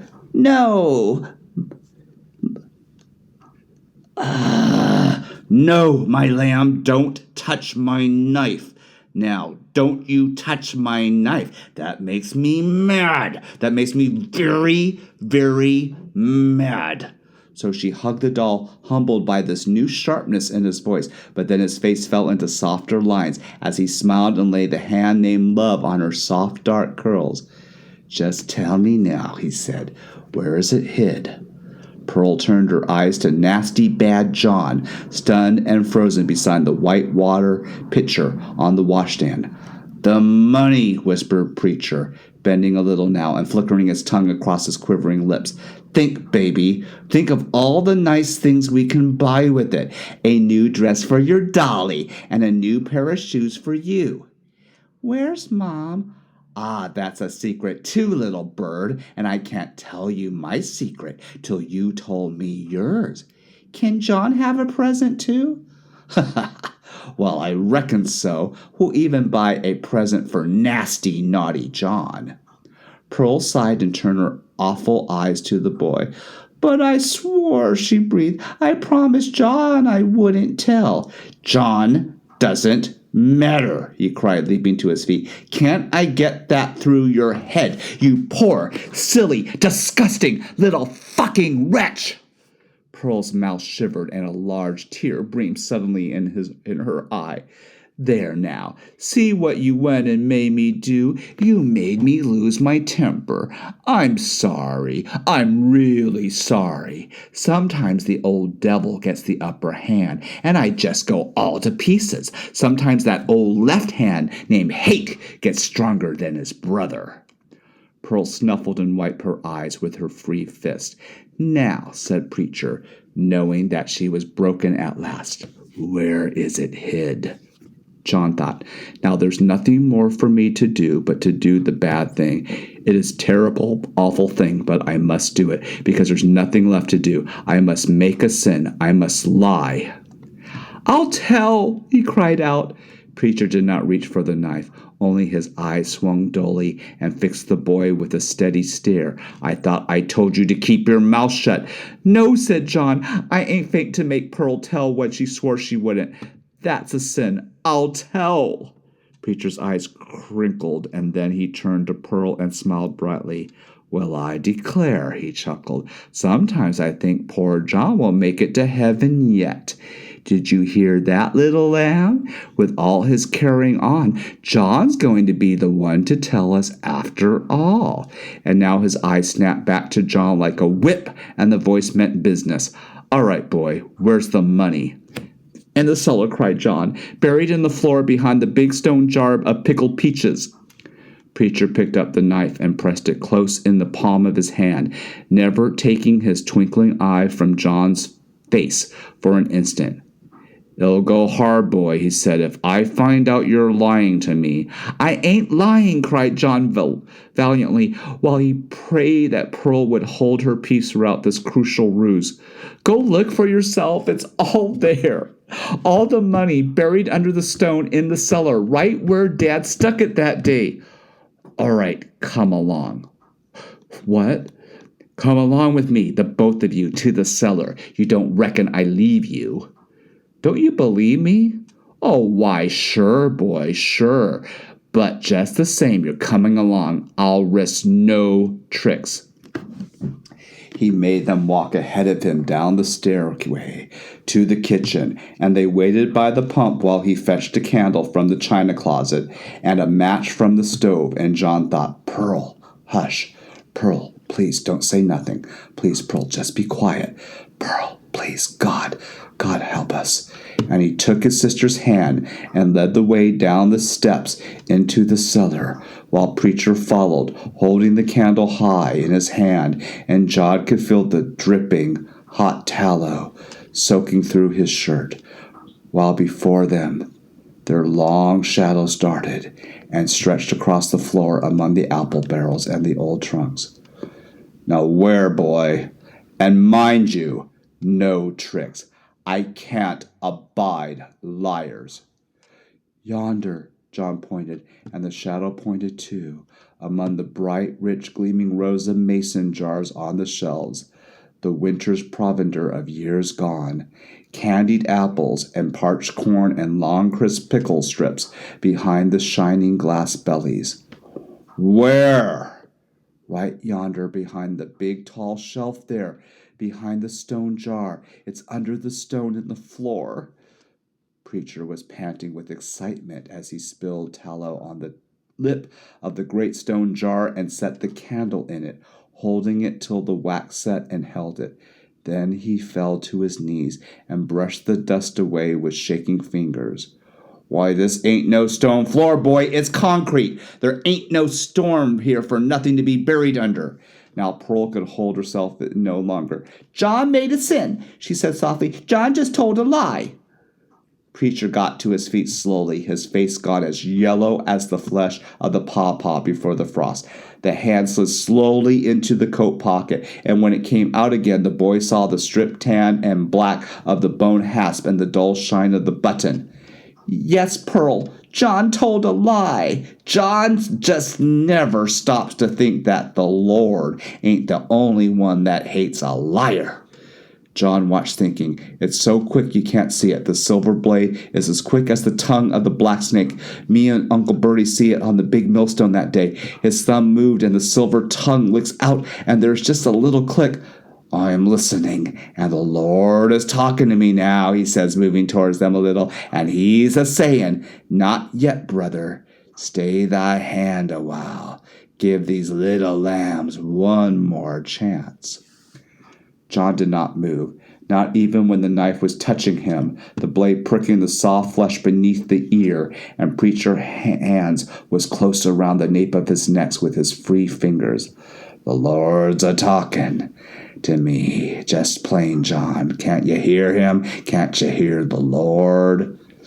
Well, he is. He's a-saying, a liar is an abomination before mine eyes, but the Lord is a God of mercy, boy. He's a-saying, give Brother Aeneas another chance. Now speak, boy. Speak. Where's it hid? Speak before I cut your throat and leave you to drip like a hog hunched up in butchering time. Pearl commenced sobbing with terror, and Preacher whirled on her, smiling. You could save him, little bird. You can save Johnny if you was to tell. John! Pearl, shut up! Pearl, you swore! Shut up, you little bastard! Let her speak. Where, Pearl? Where? It's inside my doll! It's inside my doll! And Preacher withdrew, his jaw sagging, and then he threw back his head and roared out a single hoarse cry of laughter. In the doll? Why, sure, by God. What a clever one Brother Harper was. The last place anyone would think to look in the little bitch's doll. Why, sure now. And he went for Pearl, just as John moved, ducking under Preacher's sleeves, moving more surely than he had ever moved in his life, thrusting out his hand to the solitary flame and knocking the candle into the peaches, and then feeling for Pearl in the blackness and grabbed her little damp hand, dragging her screaming away in the darkness towards the steps.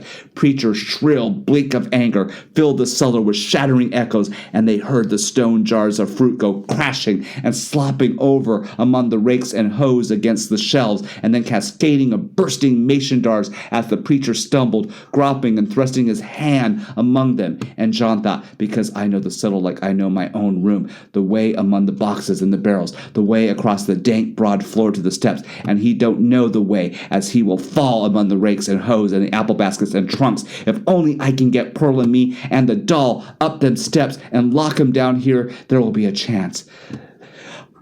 They're all halfway up the steps now, and the door to the kitchen was ajar before their eyes, a bright bar of lamplight and safety in the hell of blackness, and behind them they could hear Preacher going down cursing again in another welter of crashing jars, and Pearl was screaming in a high kneeling wail. John slipped on the very top step of the landing and almost carried them both backwards down the steps and into the hunter's arms, and in a dreadful instant they heard the scrabble and slap of his feet on the steps behind them, and they were through the threshold, and John slammed the door behind him with all his might. Preacher screamed in anguish, and John felt the evil fingers crushed between the doors and the jamb, and so he drew back and slammed again and pushed the door so tight, and before Preacher could rally, the iron bolt flew home. John sank gasp against the wallpaper and listened to him, crouching at the top of the steps like a trapped fox, his mouth pressed against the crack of the door, breathing hoarsely, sobbing, faintly, thinking, scheming, children! Cajoling and gentle, the voice now, children. Now listen here now. John thought, the river. That's the only place we can go. The warm mother river running in up the summer nights, and the only friend in the whole swarming vast of the terrible darkness. Uncle Bertie's step-toe. Yes, the river now. Quick! Children, won't you listen to me a minute? It was all just a joke. I'll have a heart now, children. Can't you see? The only reason I wanted that money is so you could have it. That's right. See, it ain't a-doing no one no good sewed up in the little girl's dolly. I want to make you see that, children. John was still too exhausted to move, still fought to find his breath against while Pearl sobbed and hugged the doll, Jenny by the pump. Listen, little Pearl. You listen to me, won't you now? Won't you, my little bird, my little honey lamb? Listen, I'll make a bargain with you both. That's what I'll do. The Lord just spoke to me, children. The Lord just come out a plain and loud, and he rebuked me for my meddling. Yes, sir, if you'll let me out, and I'll promise I'll go away tonight and never come back. Pearl, are you listening, my little lamb? Want your mommy back, little lamb? Want me to go get her right now? John! Hush, Pearl, come on. Children, are you listening to me? Please open the door. Answer me, you spawn of the devil's own whore. And now there came a sudden rain of hammering fists against the door, and the old hinges strained and squealed as he set his shoulders to the panels again and again, stumbling and slipping on the steps, and then lunging against that old door. Pearl screamed against as John snatched her hand and dragged her towards the kitchen door and into the night. The moon cast a little shine, a thin sickle moon, and stood now in the last phase before the dark. Behind him in the stricken house, John could hear the thundering shocks of the failing cellar door, a rhythm and a clamor no louder than the thunder of his pulses, and he and the girl, clutched her doll, fled pell-mell down the lane to Crespit's Landing, to the wharf boat, to the river, to Uncle Bertie's steptoe, and the last asylum against this apocalypse. The landing was stone silent, except for the drowsy chirp of the shantyboat guitar down in the mist below the willows.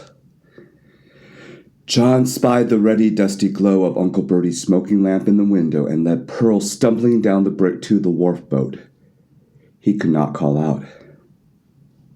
His breath was gone, and he dared not call out lest behind him in the sweet, untroubled streets of the summer night the hunter might be listening.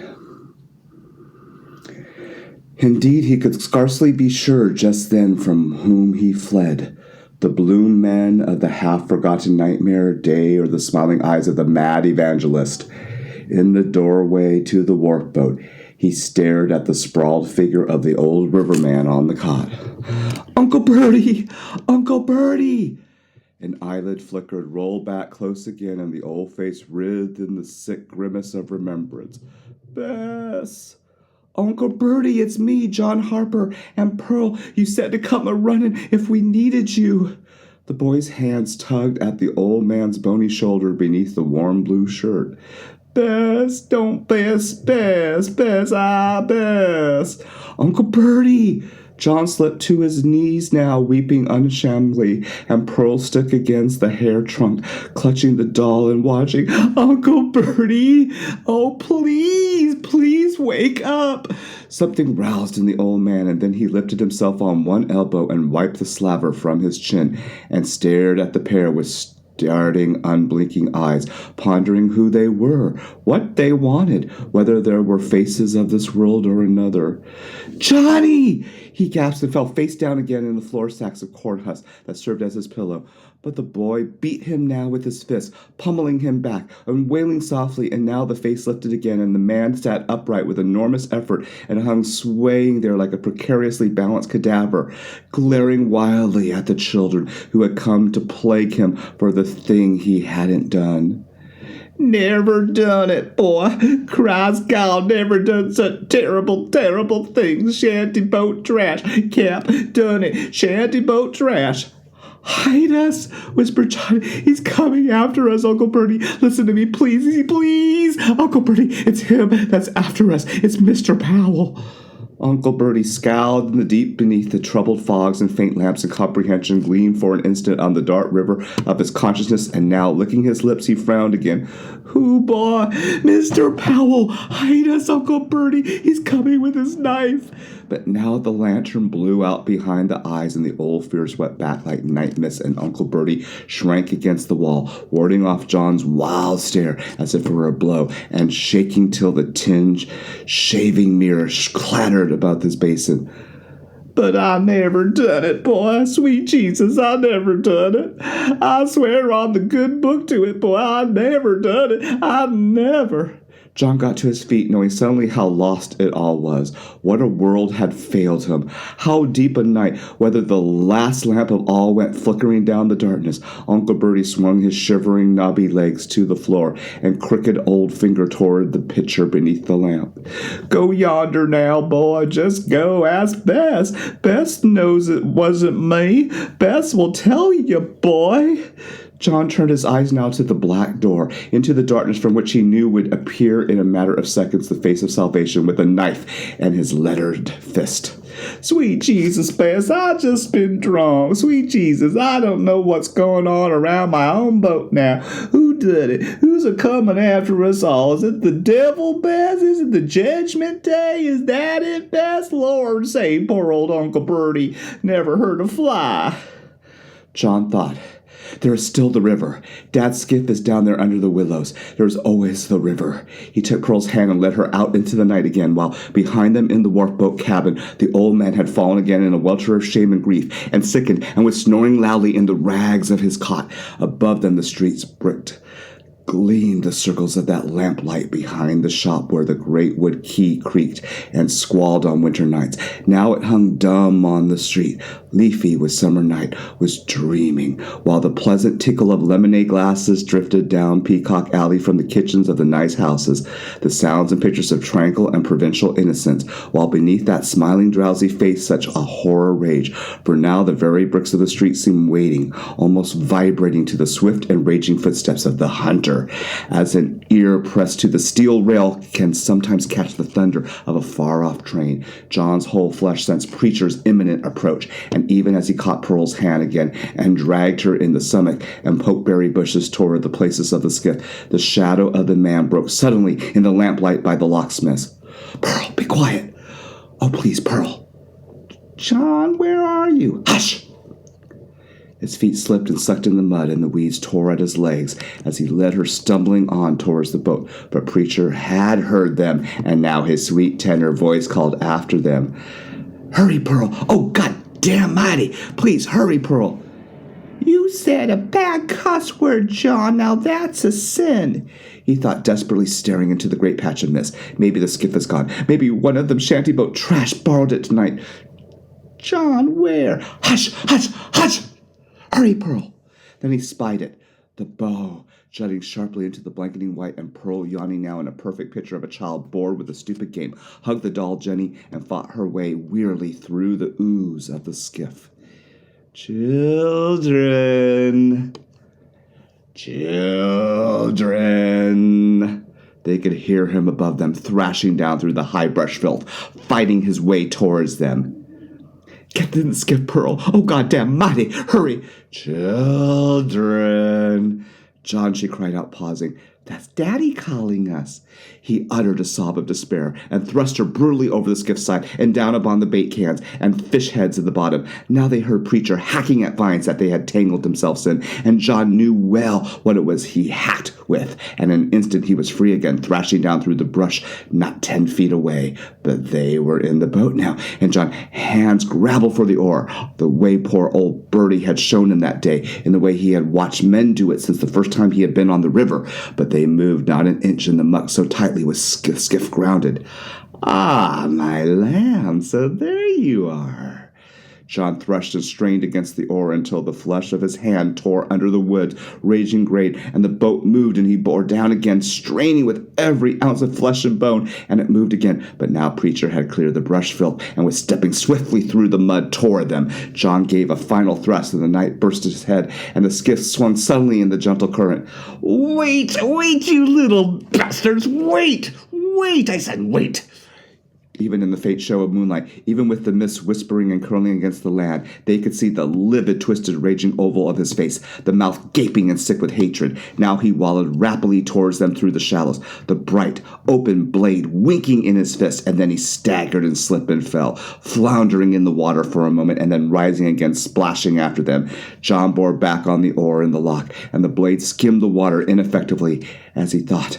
Why can't I do it when I know how to do it? Please, let me do it. Please let us get away. And he bore back again, and the oar blade bit hard into the stream of the boat, swung erratically like a leaf. Wait, I said, wait, damn you all little children to hell. And now some errant current in the vast dark river caught them up in a warm wing, and the boat began moving, blessedly moving, spinning at first like a mad October leaf, and then heading in a channel while still they could hear Preacher, every sound drifting clear and sharp across the flat water. He was back on shore now, where he could follow better, clawing his way down the brush fill through sumach and pokeberry, cursing and shouting amid the weary jungle of the river shore. But now they were moving beyond him. They were free. John, gasped Pearl. He dragged his eyes to her, not answering, collapsing face down upon the crook of his arm, upon the stern, spent, exhausted, even the face of this miraculous exodus. We forgot to take Daddy, she said. Yes, Pearl, he murmured, too tired to explain, and then suddenly feeling his flesh seize with a shiver, like the ague or some dreaded river fever, because of what he had just managed, and because he would never quite believe again in all his life that he had been able to do it all on his own. Preacher stood now, thigh deep in the shallows under the willows of a dozen yards above the rows of shanty boats, and opened his mouth, began a steady, rhythmical, animal scream of outrage and loss. And the shanty-boat people seized their sleeping, their love, making their singing of old sweet tunes and barking, hearing something as old and dark and as primitive as the things on the riverbed, old as evil itself, a pulsing, raging bawling that came down the water to them in hideous rhythm. It might have been the ghost of old Mason himself, or Micaiah Harp, or that renegade Gertie, for all the hellishness in it. And those dock river folks fell silent, waiting for it to stop, waiting for the flowing river night to wash it into the darkness again, and leave the hour to the sounds of night should have, the scritch of green frogs, the sudden leaping of a fish, the squeal of a buck hare up in the orchard before the ravening weasels leap. Even when the skiff had floated far away down the dark and silent river, the children could hear the faint, distant drift of the hoarse and terrible chant. John, Pearl whispered, but he was beyond answering. John. But he was asleep, and so it was the doll that she spoke to. And since the game she and Johnny and Daddy had been playing was finished, she began another one, and in the silence of the great brooding river night, she whispered to the doll Jenny a little story about a pretty fly she had seen one day in the green sweet leaves of the grape arbor. He had a wife, this pretty fly, and one day she flew away, and he was very sad. And then one night his two pretty fly children flew away too, into the sky, into the moon. But it was a story without an end, because presently she was sleeping too. Walt! Oh, Walt! Look here what the mailman brought this morning. He took it from her, the cheap-colored postal card with the inevitable courthouse and the courthouse yard with the brass cannon and the two nameless and immemorable town loafers lounging again the old soldier's monument. Now see, Walt, I told you all your fretting was for naught. Walt turned the card over and commenced reading aloud. Dear Walt and Ossie, I bet you've been worried and given us up for loss. I took the kids down here with me for a visit to my sister Elsie's farm. Thought it would do us all a world of good after so much trouble and heartache. A little change of scenery. Oh, the poor soul. A little change of scenery will do us good for a month or so. At least the kids will get plenty of good home cooking and some meat on their bones. And there's a fine revival going on down here, and they asked me to preach next Wednesday. God be with you till we meet again, from yours devoted, Harry Powell.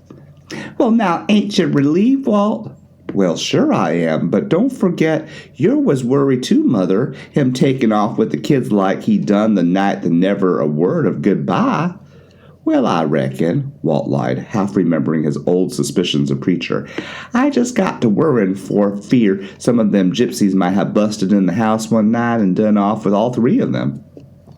Shucks, Walt, them gypsies have been gone at least a week.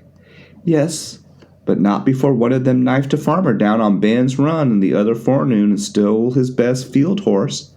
I read that in the Echo. Was he bad hurt, honey? He'll live. But they never caught the gypsy nor the horse neither. I tell you, Mother, a body ain't safe in his own parlors these nights. Icy snuffled and scurried off to the kitchen, glowing with happiness and relief. Sometimes when I think of the courage of that great soul about her pot of fudge, it makes me ashamed of myself that I ever complained, Walt. He came to the kitchen and stood beside her.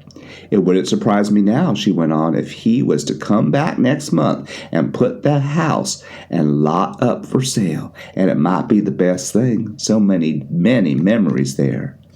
Walt went out in the front of the ice cream bins and, leaning his bare elbows on the frosty lids, scowled at the card. Something itched and worried behind his eyes, far behind in his mind, and yet he said nothing through nothing. Icy came out of the kitchen, then her eyes sparkling. Walt Spoon, I think I know why Mr. Powell took them kids and left the other night. He looked at her, saying nothing. Walt, I bet Willa run around somewhere and sent for him to fish her out again. Well, yes, maybe. It would be like him, she said, to go and lift her up and forgive. Yes, I reckon it would.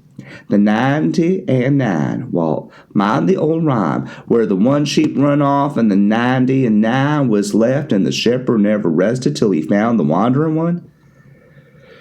Walt grunted and lighted his pipe, and squinting one eye, stared into the fair morning beneath the trees of Peacock Alley. The 90 and 9, crooned Icy softly, thinking of the wonderful thing that preacher was doing, and stuck the pretty postcard in the frame of the big mirror over the shelf behind the counter, above the gleaming jars of licorice and gumdrops and frosty mints. That man of God, she said softly, and stared at the bright penny postcard alongside the faded carnival photo of the sheepish laughing girl that had once been Willa Harper. The people saw him that August in a dozen little towns along the river. The quiet, brooding man on the horse. He would ride into town early in the morning, and they could tell by his clothes and the stubble of beard that he had spent the night in some farmer's hayloft and fed his horse on some farmer's corn.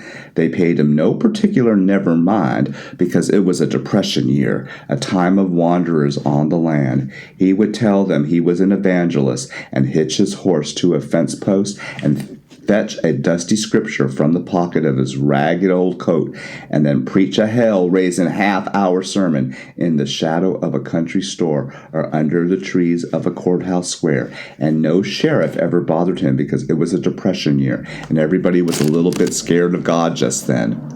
Sometimes he would get a few coins in his old hat, or maybe a sandwich from a board front restaurant with no other sign over it but good eats, no credit. Or maybe a storekeeper would give him a loaf of a last week's bread and a jar of old preserves. He preached often about children, about how an ungrateful child is an abomination before the eyes of God, and about how the world was fast going to damnation because of impotent and disobedient youngsters flying in the face of this age. Preacher, how many kids you got? He turned and glared at the man, shading his squinting eyes under the hand that was grown so dark with sunburn and wind that the blue letters of love were nearly gone. I had 2 brothers, but the Lord seemed fit to take them away. Well, meaning no smartness, preacher, but if you had the 5 I've got to put up with and feed 6 or 8 times a day, you know how true them words you just preached really was.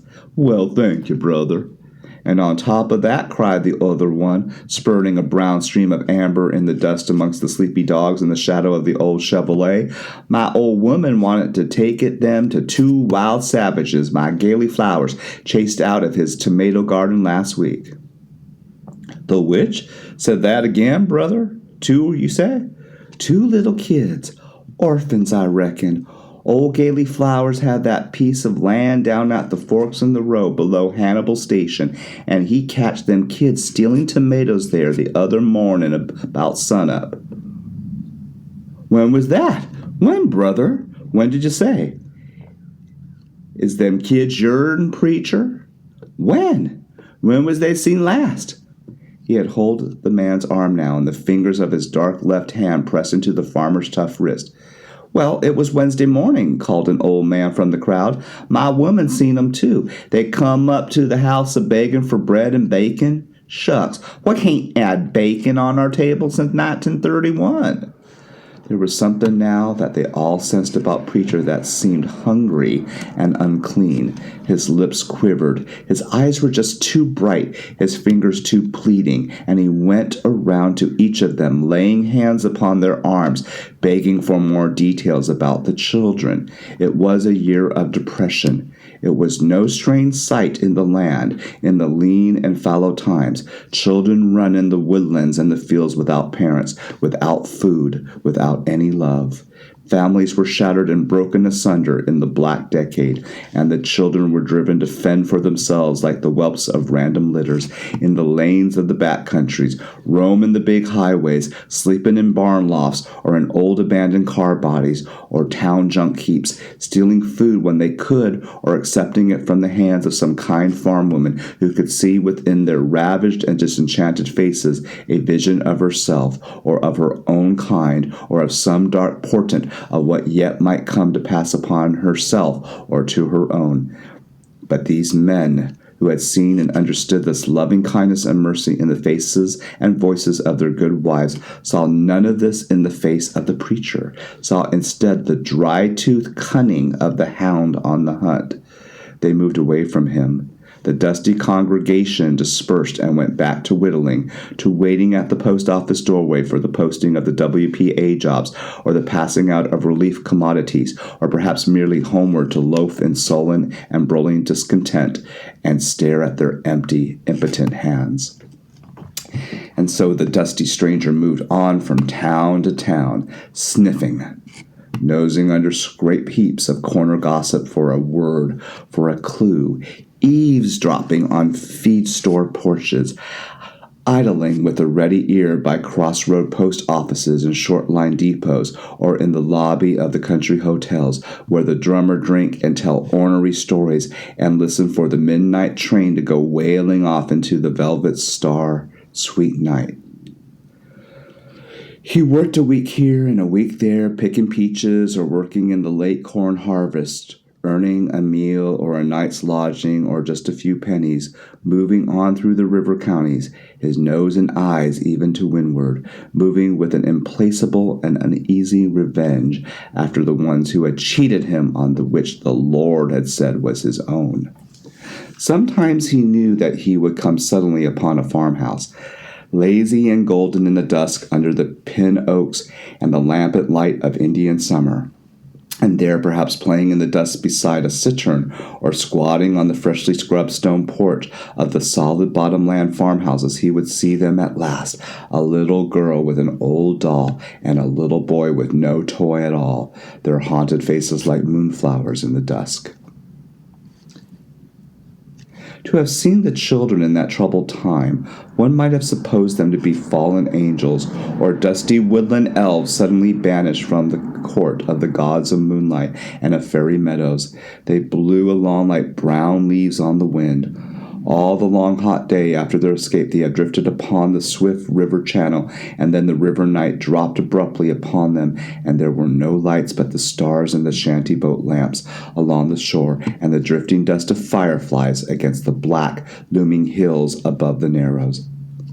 They fell asleep, hungry and discouraged and frightened, and the old river night had seemed to set about them the centuries of her own history. Fiddling keel boatmen and the blue-eyed old captains of Louisville trade. In the morning, John awakened with a sprig of willow leaves tickling his face. He opened his eyes and saw that the Ben Harper skiff, those 10 feet of arc that had borne them safely above the black flood of Preacher's malevolence, had providently run aground on a sandbar near the mouth of a creek. The sun stood high in the brush pines on the hill above them, and there was a fine crackling wind from the river. They were ravenously hungry.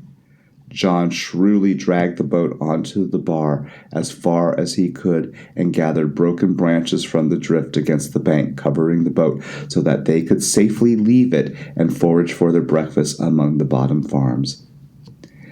They were an unkempt and raggle-taggled pair, those two, foul with the smell of fish, tails from the skiff bilge, and smirched with tar from Uncle Bertie's generous caulking of the old boat's seams.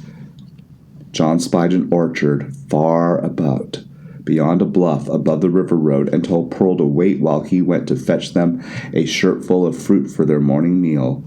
So Pearl squatted beneath the nodding tops of the snowy Queen Anne's lace that covered the meadow like an old woman's Sunday tablecloth, and chatted and sang to her little doll while John was gone. Presently he appeared, running towards her again, and there were cries behind him among the little peach trees, and he beckoned her to follow him, and they fled again down the pastures to the shore. The farmer did not pursue them there, and they sat on a large flat rock, disconsolate and hungrier than ever, chewing on the blades of sour grass, and glumly surveyed the gray expanse of morning river. "John, when are we going home?" "Just wait now, Pearl." "But if we went home, John," she reasoned stubbornly, "Daddy could fix us breakfast, and Mom is terribly worried, John." But he knew better than that. Scrapes and tatters of old Uncle Bertie's sodden mumblings had stayed with him since that terrible moment in the wharf-boat, when all of heaven's unreasoning judgment seemed to rise against them. John knew that his mother was gone. She was as blurred now in his hopes, even in his memory, as the misty half-forgotten figure of the hanging man on the red bricks of the wall. Preacher had done away with her in some dreadful and final way. Preacher and the blue men had finished her off. It was a world that hunted the children now. He caught a hell grammet in a muddy, stagnant pond up on the par, and Pearl screamed at the dreadful crawly, squirming thing as he speared it on a hook he had found in a rusty snuff-box in the skiff. He waded a short length of a line with a pebble and dropped it in the shallow, hoping then might be in a bare foot of deep and hungry catfish. But it seemed useless after a bit, and he retired to his stone again to stare bitterly at Pearl and think that somehow she was to blame for all of it. It was not easy, keeping always before him the realization of what it was he was fighting to protect. For it was more than his life's and hers. It was the solemn child's oath that he had taken that day in the tall grass by the feet of the doomed and bleeding father. He ran to Pearl and snatched the doll from her clinging hands and looked to see if the safety pin still held close the gap in the soft clothed body, and poking a finger through, felt the crisp bills of the dead man's plunder. Yes, it was really there. It was not a dark dream. Yes, he had sworn to save it, and he felt his throat tighten. Remember studying how important and dreadful and irrevocable it is to swear to such a thing. But noon hunger had emboldened them to seek a farmhouse kitchen for a meal. The fat wife stopped her churning in the cool of the cassava vines along the stone porch and stared at them there on the stone stoop, worn curve with time. She wiped her itching nose on her freckled forearm. "Hungry, are ye?" "Well, where's your folks?"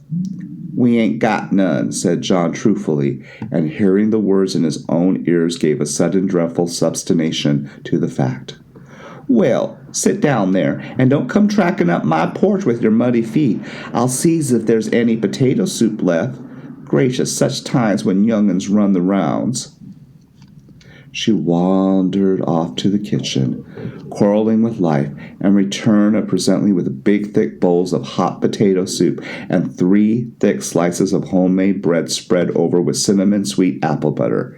They finished it in a breath, and came and stood with wide, grave eyes holding up the empty bowls, waiting for her to notice them again. She grumbled and took their bowls away, and filled them again, only this time there were no bread and apple butter.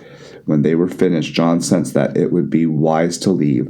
The woman stood, kneading her butter in a wooden bowl, squeezing out the sour buttermilk with a flat paddle, with which she scored the sweet golden pat when she was done. "Get ye filled up?" "Yes'm." "Well, what do you say? If we was born, ye must have had a ma, and she should have learned ye to say thank you for things." "Oh, yes, thank you, ma'am." "Thank you," said Pearl, making a feeble little try to curtsy that Willa had taught her at Christmas time 2 years ago. "Now go away," the fat woman's eyes seemed to say. "Go away, because you remind me of something dreadful in the land just now, some pattern that is breaking up, something good that is as basic and old as the wheeling of the winter stars. Now just go away. Don't remind me that it's hard times and there's children on the roads of the land." And so they went away to the river and sat by the skiff until the wild Indian paint-box colors of a river sunset swarmed against the west and the day shut like a door in their faces, and they were alone with a cool breeze soughing in from the silent flowing stream. Yet John was reluctant to embark again in the skiff. He felt a physical need to spend the night on land with floorboards and earth beneath. The river was too beguiling and treacherous in her female moods of gentle passing shadows and strange voices floating crystal sharp. Pearl yawned, and suddenly the moon rose round and full across the rivers and the bluff. "Come on, Pearl," he sighed, rising and reaching for her hand. "Are we going home, John?" He remembered a barn he had seen in another farm up the river road, a gray frame building set back 300 yards from the home of its owner, under the green umbrella of an enormous sycamore. Down in the farmhouse someone was playing a mouth harp, and a girl was singing, and in the lamp of the kitchen window was a dusty orange glow, and John yearned for an instant for the kindness of a room and the sound of a voice that was loving. "Are we going to stay in that big house, John?" "Shh!" "Hush, Pearl." "Yes." "Well, that's a funny house." "It ain't a house, Pearl. It's a barn." Pearl's nose itched and burned at the smell of the big house. Inside it, she heard the gentle nudge and stamp of the cows and turned to John aghast and quaking. "John, there's big dogs."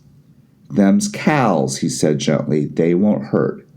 He found the ladder to the hayloft and showed Pearl how to climb it, and presently they were settled in a great prick bed of sweet, fresh timothy, with a fine, broad window that surveyed the vast and silent bottomlands for miles on either side, and beyond it the dark river.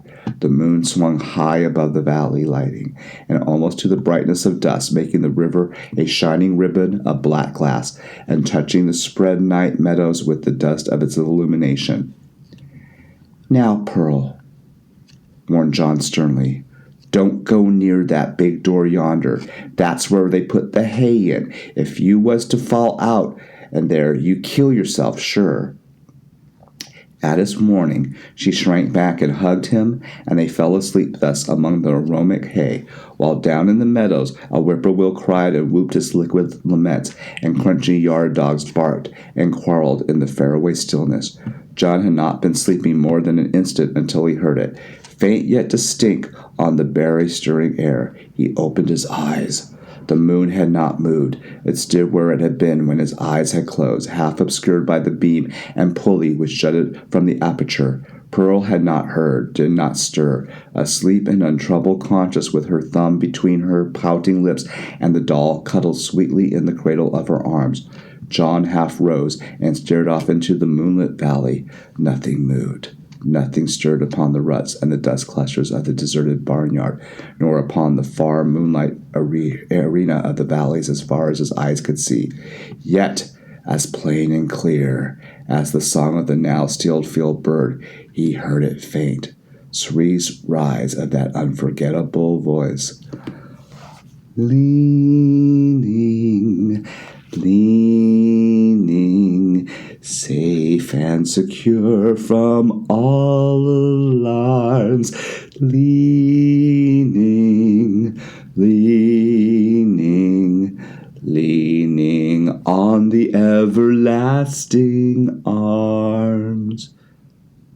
John held his breath, harking, and then breathed it out quickly and breathed in again, holding it so that he could listen again, his eyes burning and straining through the dust of moonlight, ready to pick out the tiniest motion anywhere upon the vast, spreading tableland between the barn and the river. It was clear and distinct now, as if the tiny voice were in the mountain of hay at his elbow. And then suddenly in the distance, John saw him on the road, emerging suddenly from behind a tall growth of redbud half a mile away.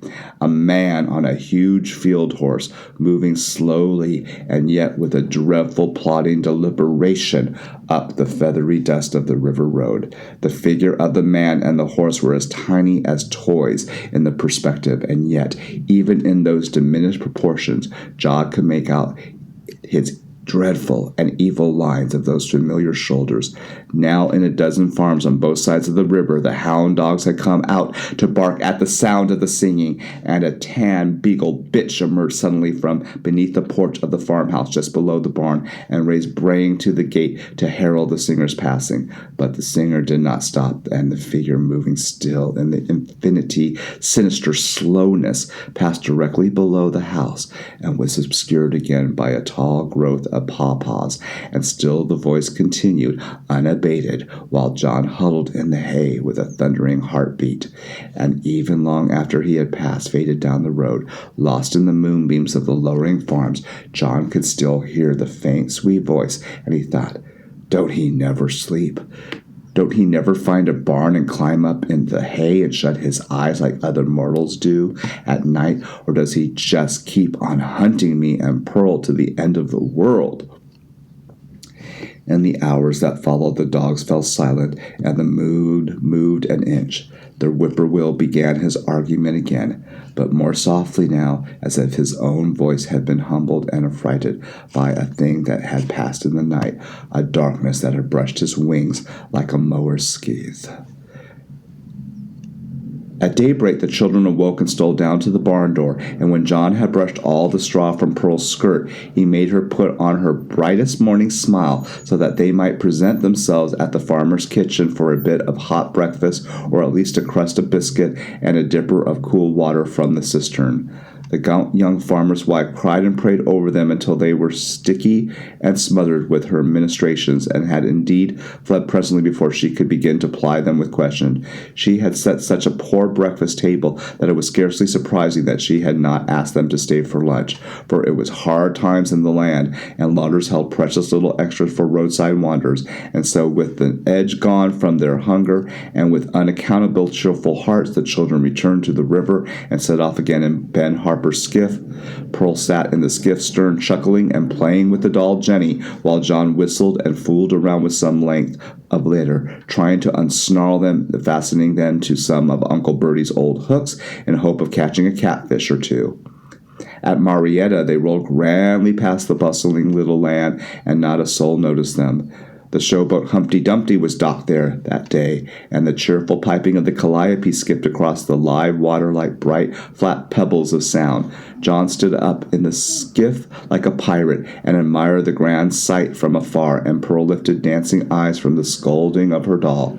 Farther downstream, after the river had turned and straightened again, they drifted in silence past a panorama of unrolling shoreline, of sleepy farms and drowsing woodlands, and the swelling bosom of rich bottomlands in the full cry of summer's last harvest. The hay hands stood in the rippling grass and waved a hollard, but in the moment their voices were gone, and an unceasing river carried the children on into the sweet silence of the early morning. Still hungry, they had eaten the pork sandwiches and the greasy little paper poke the kind farm woman had given them, and now they dreamed, longing again for the home and solace that to John at least seemed never to have ever existed at all.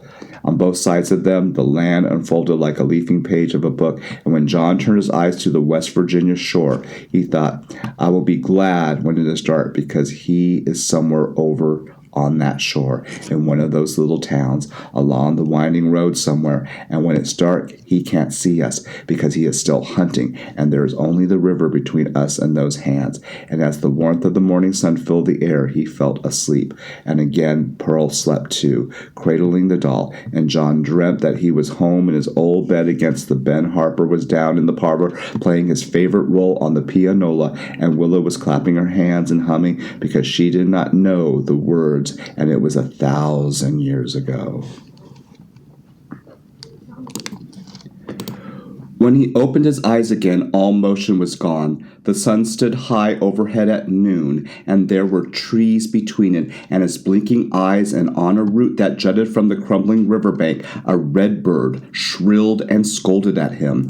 A turtle, dusty and parched from the fields, labored, scratching down the mud bank to the water, craning his wrinkled turkey neck towards the running stream. John thought, "They make turtle soup, but I'll be darned if I know how that's done, and I wouldn't know how to make it." Pearl awake before him and wandered up into the grasses above the willows of the steep cliff that jutted from the meadow plateau and was gathering a bouquet of daisies. Each saw the woman at the fence at the same moment. Pearl's hand froze with the nodding daisies in her fisted fingers, and John scrambled the length of the skiff and lifted the heavy paddle, threatening, "You two youngsters, get up here to me this instant." John's mouth, at the authority in this voice, fell agape, and Pearl turned a frightened face to his. "Now mind me now. I'll fetch a willow switch and bring you up here for jumping directly." John, half a mind to run, but Pearl, and try to make it back to the skiff, merely stared. The woman was in her middle 60s, staunch and ruddy-faced, and big-boned. She wore a man's old hat on her head, and a shapeless gray wool sweater hung over her shoulders. Now she snorted like a field hand and came over the fence, straddling and snatching a switch of willows as she came, scrabbling down the bank with the alacrity of a boy. John could not make himself move. The woman had caught Pearl up in her stout embrace now and was making for John, her big shoes squishing through the mud, the switch rising to catch his calves when they were handy. "Now get on up there!" Pearl opened her mouth, began to wail, her face wrinkling and scarlet with outrage. "Don't you hurt her!" cried John, quivering and standing his ground in the skiff bottom. "Hurt her nothin'!" cried the old woman. "Wash her is more like it. And you too, mister. Now get on up there to my house and don't set a foot inside till I fetch that wash tub for both of ye." And she herded them grimly before her up through the meadows like angry little lambs, and when she was within earshot of the gray farmhouse, she began to shout to its inhabitants, "Ruby! Mary! Clary!" Above the rows of tomato plants over the top rail of her neat white fence, 3 children's faces appeared bright as morning hollyhocks. "Yes, Miss Cooper," they cried in chorus. "Ruby, run and fetch that wash tub and fill it. Mary, Clary, fetch a bar of laundry soap from the wash house and scrub brush too." And the faces disappeared, and Miss Cooper shoved John and Pearl through her gate and then turned to survey them again, her lips pursed and worked with anger. "Gracious, if you hain't a sight to beat all! Where you from?" John could not find his tongue. "Where are your folks? Now speak up now." He stared at the big man's shoes on her feet, crusting and heavy with garden mud. "Gracious, so I've got 2 more mouths to feed? All right. Get them clothes off now and throw 'em on yonder in the grass. Ruby's going to wash 'em." Neither child moved. "Mind me now, mind." John slowly began unbuttoning his little shirt, and the old woman stooped and began tugging at Pearl's knotted shoelaces. The oldest girl, Ruby, moved from the kitchen doorway, grinning with a flash of white teeth. She bore a wash tub to the grass beside the pump and began filling it with gushing cold water. The strange children stood staring at John, and Pearl took their clothes off. John listened to the sharp nasal chant of the pump handle and stared at the wash tub. He shivered at the prospect, and yet his heart was curiously warm within him with the unreasonable illusion that he had come home.